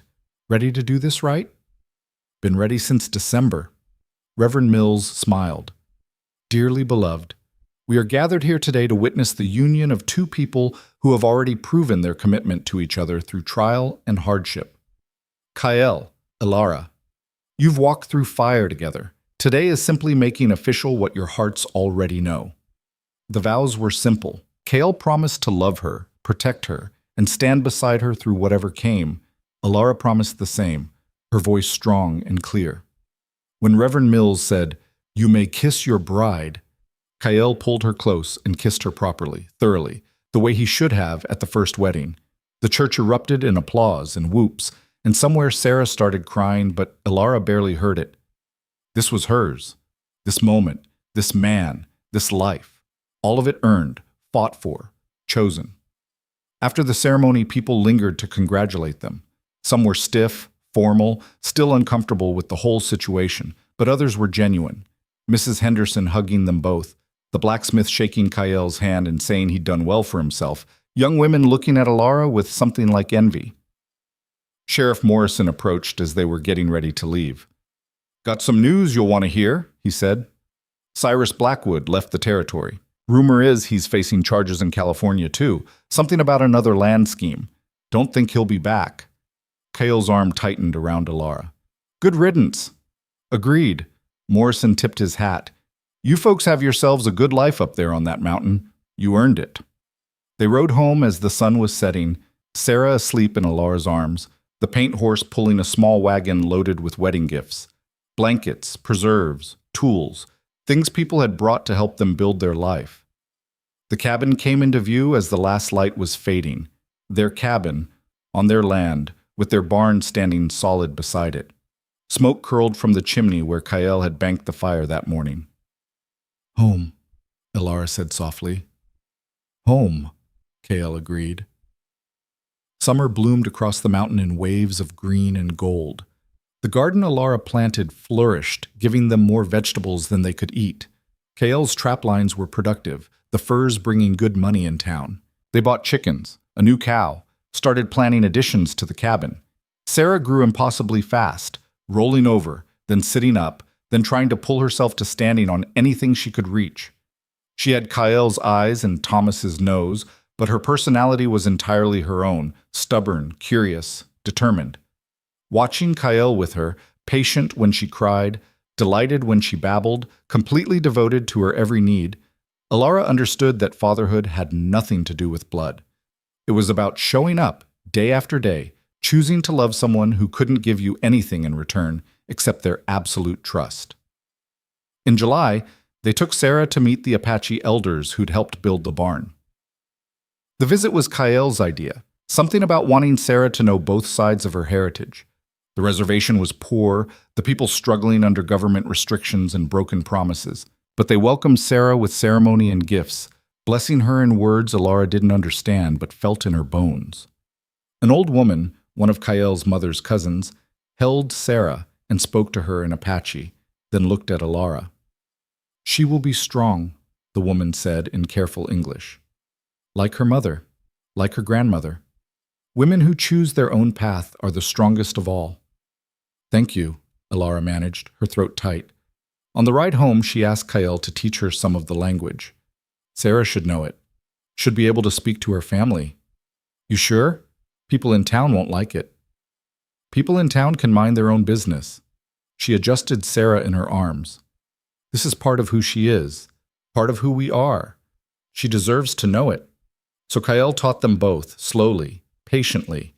Words for mother and father, for home and family, for the mountain and the sky and the things that mattered. Sarah babbled approximations, delighted with the sounds. Alara practiced while she worked, letting the unfamiliar words reshape her mouth, her thoughts. By August, she was writing again. Not the romantic stories she'd imagined as a girl, full of adventure and dramatic gestures. Real things, hard things. Stories about women who survived, who rebuilt, who found strength they didn't know they had. She wrote in the evenings, after Sarah was asleep, by lamplight at the kitchen table. Kael carved beside her, the two of them working in comfortable silence.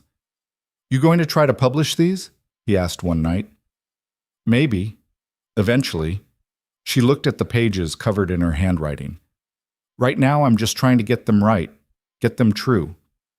They are true. You lived all of it. That's what makes it hard to write. She set down her pen. How do you put something like this into words? How do you explain to someone who wasn't there what it felt like to lose everything and find something better? You're doing it now. Those pages, they're doing it. She looked at what she'd written, saw the truth in it. Her story.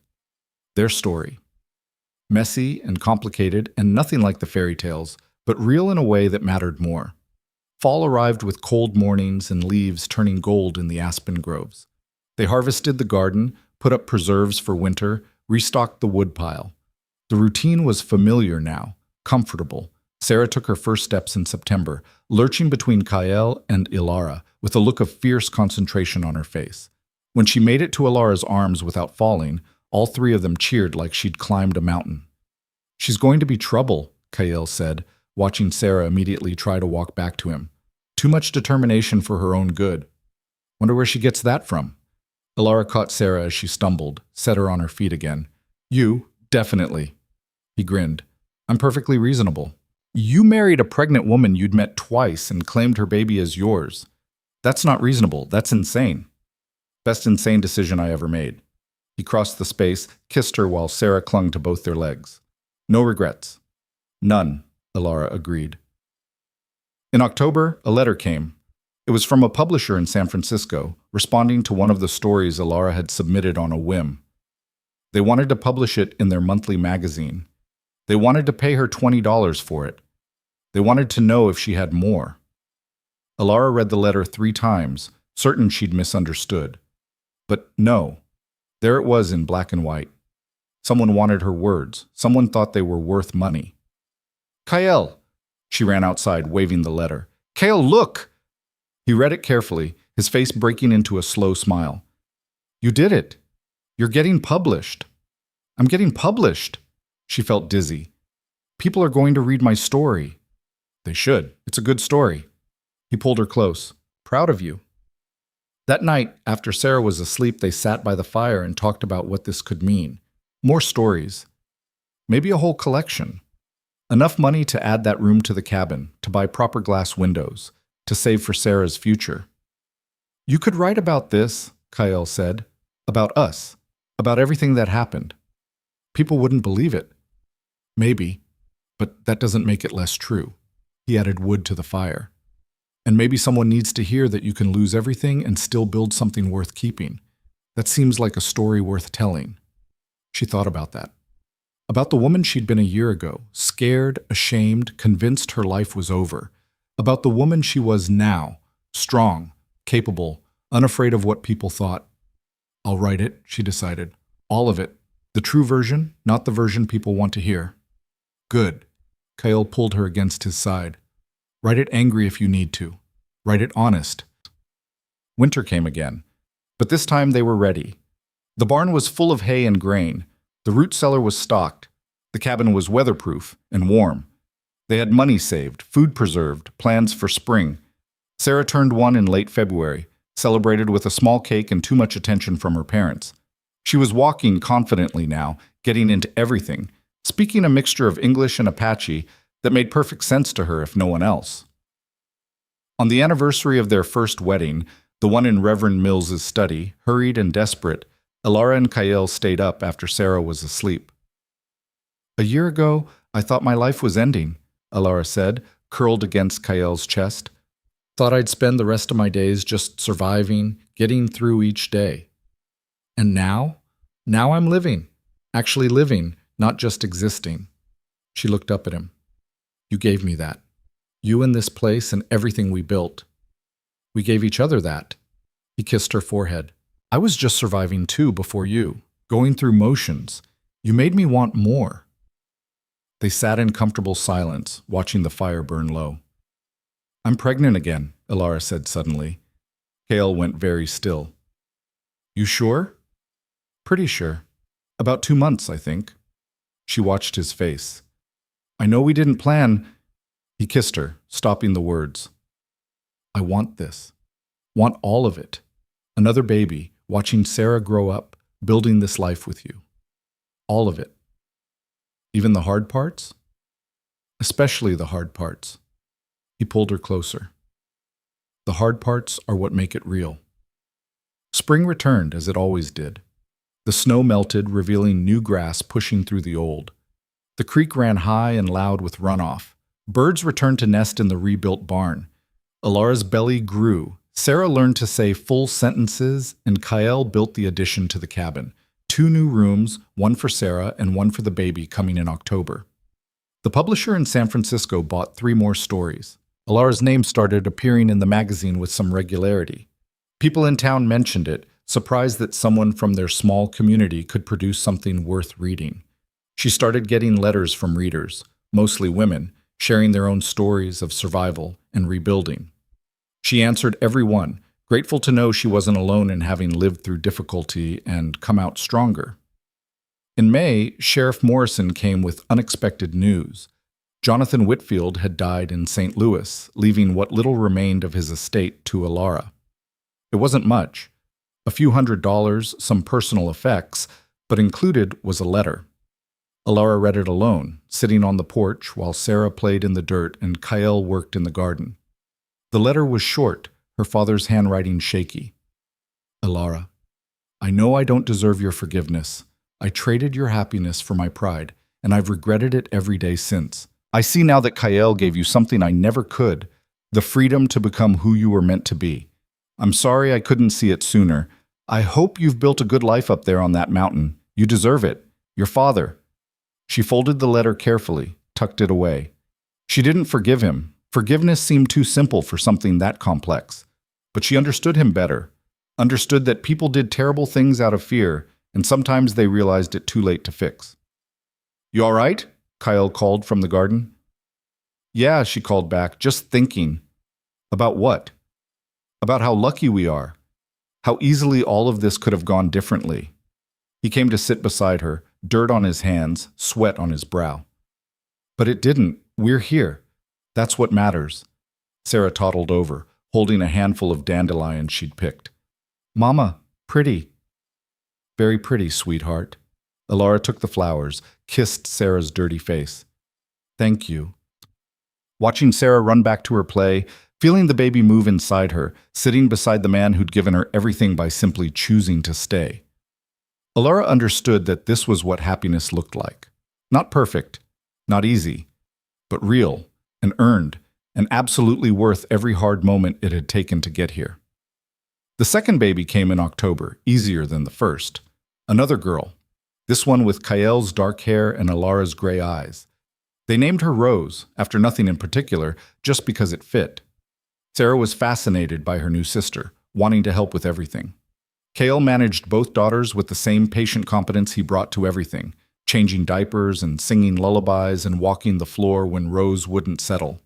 Watching him with their daughters, Alara sometimes thought about Thomas, wondered if he ever regretted walking away from this.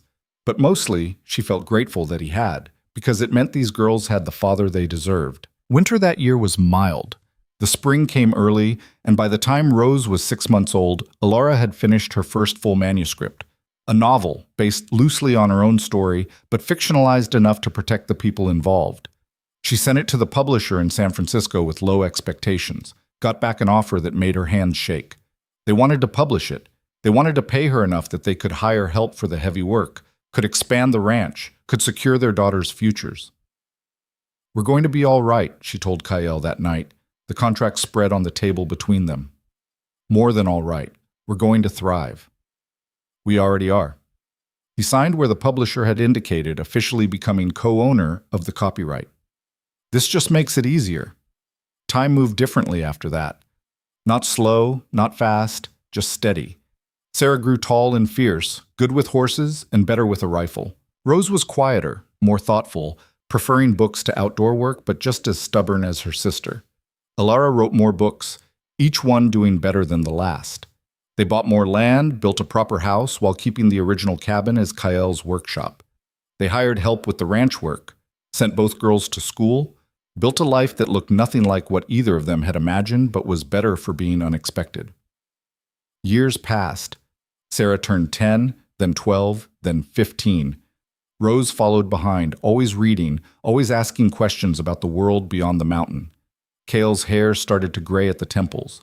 Alara found lines around her eyes when she looked in the mirror.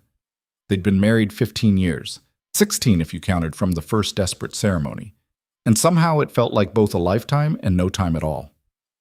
On their 15th anniversary of the second wedding, they rode up to the ridge where Kyle had first taken Alara, the place his mother had loved, where you could see the whole valley spread below.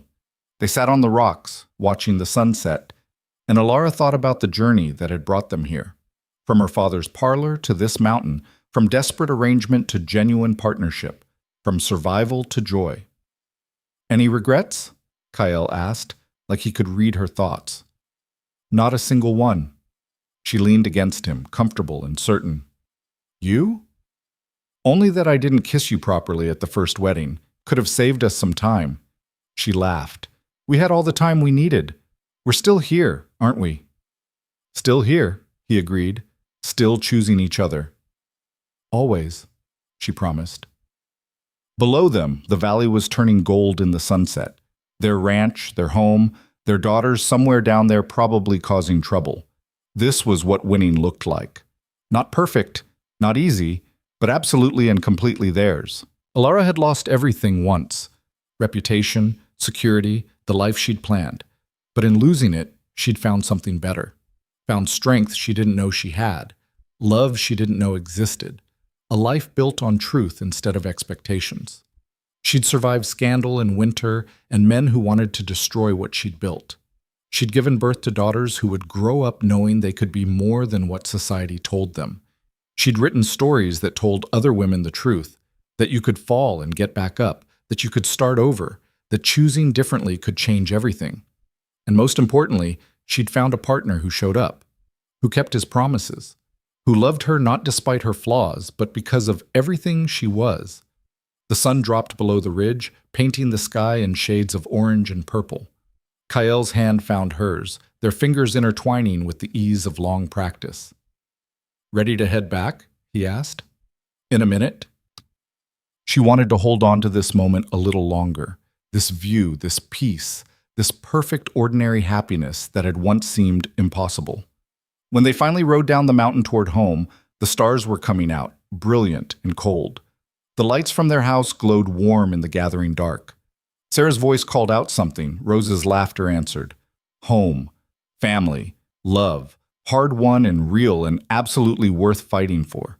Alara had chosen this life, had chosen Kael, chosen the mountain, chosen to build something new from the ruins of what she'd lost. It was the best choice she'd ever made. And she'd make it again, every single time.